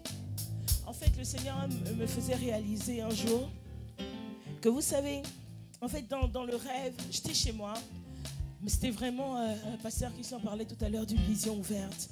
C'était tellement réel. J'étais comme dans la rue, comme devant l'église, et puis il y a quelqu'un qui passait et puis qui disait, Impact Centre Chrétien Rouen était ici. Et puis je dis, mais comment ça, Impact Centre Chrétien Rouen était ici? Et puis, je voyais et tout des personnes qui sortaient de l'église. Des personnes qui sortaient de l'église. Des personnes qui sortaient de l'église. Et puis le Seigneur, j'entends une voix qui me dit, en fait, les gens sont sortis, mais vous n'êtes pas allés conquérir le territoire. Et comme les gens sont sortis, il n'y en a pas autant qui sont rentrés. Parce que dans la vie de l'église, il y a des personnes qui vont se marier, qui vont quitter la région. Amen. Le Seigneur me faisait comprendre qu'il n'y avait pas de problème. Mais parce que nous ne nous étions pas positionnés en conquérant, amen, ceux qui sont naturellement partis pour les besoins de la vie sont partis, mais les gens ne sont pas revenus. Et du coup, la conclusion, c'était ICC Rouen était ici. J'ai dit jamais cela n'arrivera dans le nom de Jésus. On déménagera, oui. On déménagera. Quelqu'un dit amen. Mais la renommée sera à un tel niveau. La renommée sera à un tel niveau. La renommée sera à un tel niveau qu'on dira à ce moment-là, ICC Rouen avait un site. Maintenant, ICC Rouen a 5 sites à Rouen. Maintenant, ICC Rouen se trouve dans 10 villes à Rouen. On doit entendre ces choses. Amen. Amen. Et cette dimension de menace, cette dimension de conquête, bien aimé, le Seigneur ne fait rien au hasard. Amen. Discernons les saisons et préparons-nous. L'église, c'est toi et moi. L'église, ce n'est pas le pasteur. Amen. Est-ce que tu peux te tourner vers ton voisin et lui dire, l'église, c'est toi et moi. L'église, c'est toi et moi. Ce que tu seras en train de faire en fléchissant le genou va quadriller ta rue. Amen. Va quadriller ton quartier. Va quadriller cette ville. Amen. Amen. Non, dis à ton voisin, deviens un menaceur. Que ta renommée s'étende. Que le ciel entende parler de toi. Que les démons même entendent parler de toi. Ils ne t'écraseront plus. Mais toi, tu écraseras la tête de Satan. Tu écraseras la tête de Satan. Il te mordra le talon. Mais toi, tu écraseras sa tête. Toi, tu écraseras sa tête. Alléluia. J'ai passé une semaine avec Pasteur Maud et j'étais impressionnée. Vous savez, quand on vous parle de nouvelle ère, je vous assure, you don't have any idea. Vous n'avez aucune idée de ce que le Seigneur prépare dans cette saison. Je vous dis, vous n'avez aucune idée. Fléchissons le genou, prions, positionnons-nous, allons à la conquête. Il y a quelque chose de bousculant, de challengeant, de wow qui est en train de se préparer. Ton nom doit être inscrit dans cette histoire. Ton nom doit être inscrit dans cette histoire. Ton nom doit être inscrit dans cette histoire. Amen. Pasteur Christian nous a partagé hier 5 actes vraiment de grâce. Rattrape là où tu dois rattraper, mais acte ton nom dans les 5 actes. Amen. Amen. Alors avant de partir, j'aimerais juste et tout promouvoir ce livre. Vraiment, c'est une grâce pour nous de recevoir Pasteur Christian. Amen. Pasteur Christian, alors, il parlait de quand il a donné sa vie à Jésus. Mais Pasteur Christian fait partie des 20 premières personnes qui ont commencé un Impact Centre chrétien. Amen. Il est là depuis le commencement. Amen. Il est là depuis le commencement. Et le temps est court. Le temps est trop court pour être vraiment irradié par, comment dire, l'excellence de ce monsieur. Amen. Dieu est dans toutes ses cellules. Tout ce qu'il y a en lui parle de Dieu. Amen. À un niveau aiguisé.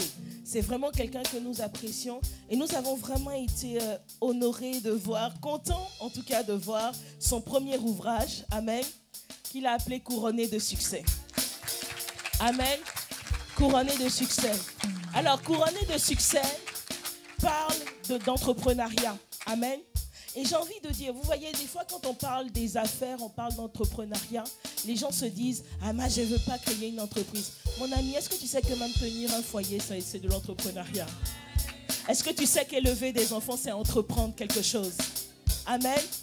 Ok, tout n'est pas qu'entreprise, amen, mais tous les projets de ta vie sont des entreprises, amen. Quand Josué 1:8 parle, il ne parle pas de juste monter des affaires, il dit tu réussiras dans tes entreprises, c'est-à-dire ce que tu entreprends, amen. Ta journée que tu planifies, c'est une entreprise, amen, amen. Donc vraiment, le livre est disponible. Tout à l'heure, nous aurons l'opportunité d'avoir une séance dédicace aujourd'hui et demain, avant qu'il ne parte. Donc franchement, n'hésitez pas, si vous ne l'avez pas encore fait, procurez-vous cet ouvrage. Amen.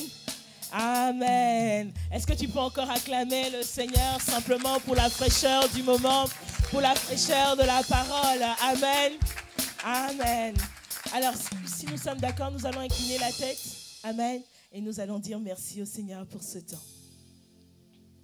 Oh, Père, est-ce qu'on peut dire comment ne pas te louer, Seigneur? Comment ne pas te louer, Seigneur?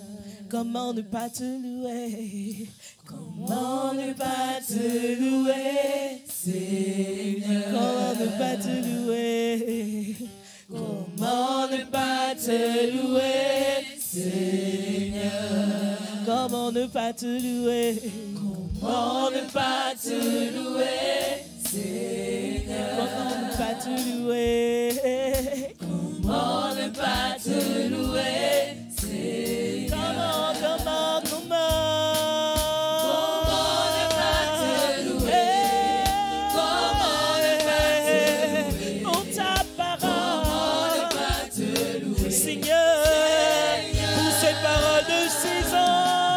Comment ne pas te louer? Pour ta présence en ce lieu ce soir encore.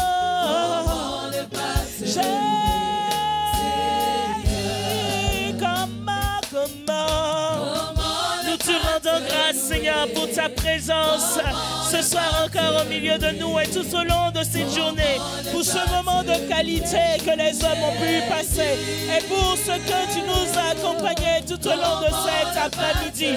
Comment ne pas te louer? Que ta parole, Seigneur, trouve écho dans nos cœurs. Oh, que ta parole porte du fruit dans nos cœurs. Seigneur, c'est le cœur reconnaissant que nous quittons cet endroit ce soir. Nous te prions, viens encore remplir nos cœurs de toi. Et demain, accorde-nous la grâce d'être présents. Accorde-nous la grâce, Seigneur, de nous rendre ici, en ce lieu de culte dès 9h, dès 11h30 pour quelqu'un, Seigneur. Mais nous voulons t'honorer et te louer pour le message que tu apportes, le message de saison. Tu nous prépares à cette conquête. Tu nous prépares à aller. Tu nous dis que l'heure est finie, Seigneur. L'heure est finie pour reculer derrière les assauts de l'ennemi, Seigneur. Mais nous voulons, Père, adopter cette attitude menaçante qui fait partie de notre vie en toi, Seigneur. Oui, l'ennemi n'aura plus la victoire, Seigneur, sur nos vies, dans nos maisons et dans tout ce qui nous concerne, Seigneur. Comment ne pas te louer, Jésus? comment ne pas te louer, Jésus? comment ne pas te louer, Jésus? Comment ne pas te louer, comment ne pas te louer, comment ne pas te louer, Jésus? Nous te remercions encore, Seigneur, pour la parole. Dans le nom de Jésus, nous avons prié. Amen. Amen. Est-ce que je peux nous inviter à nous asseoir 2 minutes? Amen. Et je vais demander, est-ce qu'il y a quelqu'un qui est là cet après-midi pour la première fois? Est-ce que c'est la première fois que tu te rends en ce lieu cet après-midi? Est-ce que c'est le cas pour quelqu'un? Si tel est le cas, est-ce que tu peux lever la main là où tu es? Amen. Si c'est le cas, est-ce que tu peux lever la main là où tu es? Amen. Amen. Est-ce qu'on peut acclamer le Seigneur? Il n'y a personne cet après-midi qui est là. Mais en réalité, ce n'est pas une bonne chose d'acclamer. Ah, il y a une personne. Est-ce que tu peux acclamer le Seigneur? Amen. Amen. Est-ce que tu peux? Est-ce que nous pouvons avoir votre prénom, s'il vous plaît, et la ville dans laquelle vous vivez?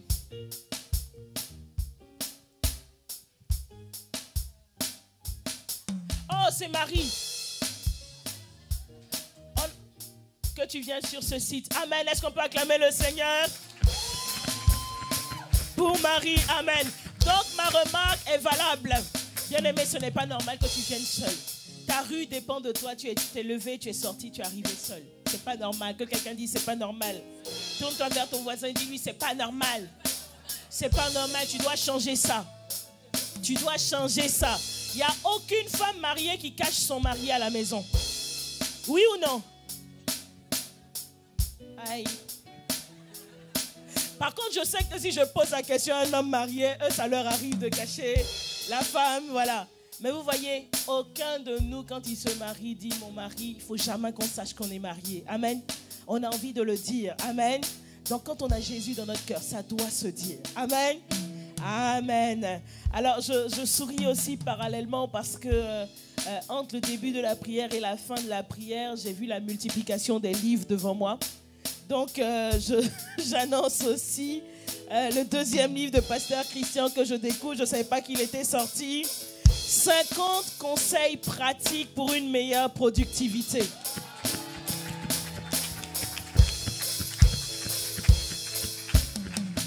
Bon, je sais que tes acclamations sont liées à la connaissance que tu as. Amen.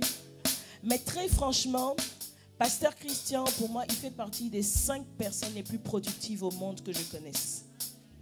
Il fait partie des 5 personnes les plus productives au monde que je côtoie. Amen.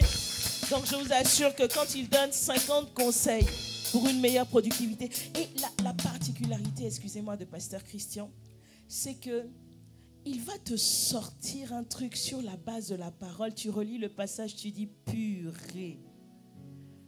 On a combien d'années dans le Seigneur, nous autres? Et tu as l'impression quand il te sort le passage que c'est la première fois que tu lis le passage et que tu le comprends comme ça. Amen. Et là, je vois les 50 conseils. Chaque conseil est appuyé de la parole de Dieu. Chaque conseil est appuyé de la parole de Dieu. Conseil numéro 1. Conseil numéro 2. L'homme bon tire de bonnes choses du bon trésor de son cœur. Amen. Amen. Non, ça vaut le coup. Amen. Amen. Donc, je vous invite à vous rapprocher tout à l'heure de Métanoïa et de pouvoir vous procurer ces ouvrages. Amen. Demain, nous nous retrouvons ici pour le premier culte à partir de 9h et pour le deuxième à partir de 11h30. Ne viens pas seul au culte demain. Amen. Amen. Est-ce qu'on peut acclamer le Seigneur encore? Nous allons juste nous tenir debout et nous allons prier pour la fin. Père, nous te disons merci pour cet après-midi, pour cette journée simplement et pour combien nous avons été bénis par la présence de ton serviteur. Tu nous montres encore simplement que nous avons du prix à tes yeux. Et ton serviteur disait, si Dieu est capable de susciter la cité royale et qu'il t'aime et qu'il a le désir de bâtir encore plus ta vie, nous réalisons simplement qu'il le fait pas après pas. Et nous sommes reconnaissants pour cela. Nous te disons merci pour ce que tu as commencé et que tu as accompli parfaitement dans nos vies. À toi la gloire. À toi l'honneur, dans le nom de Jésus, nous voulons célébrer Dieu. Merci pour la fin de cette journée, qui n'est pas la fin de ta présence. Tu continues d'accompagner et nous rentrons chez nous, nous nous reposons et demain nous revenons revigorés encore pour recevoir de toi. Dans le nom de Jésus, nous avons prié, nous disons ensemble Amen, Amen, Amen. Donc bonne soirée, bonne fin de journée, tourne-toi vers ton voisin, salue quelqu'un, dis-lui brille, ne reste pas dans l'ombre. Conquiert ton territoire, le Seigneur t'attend. Alléluia.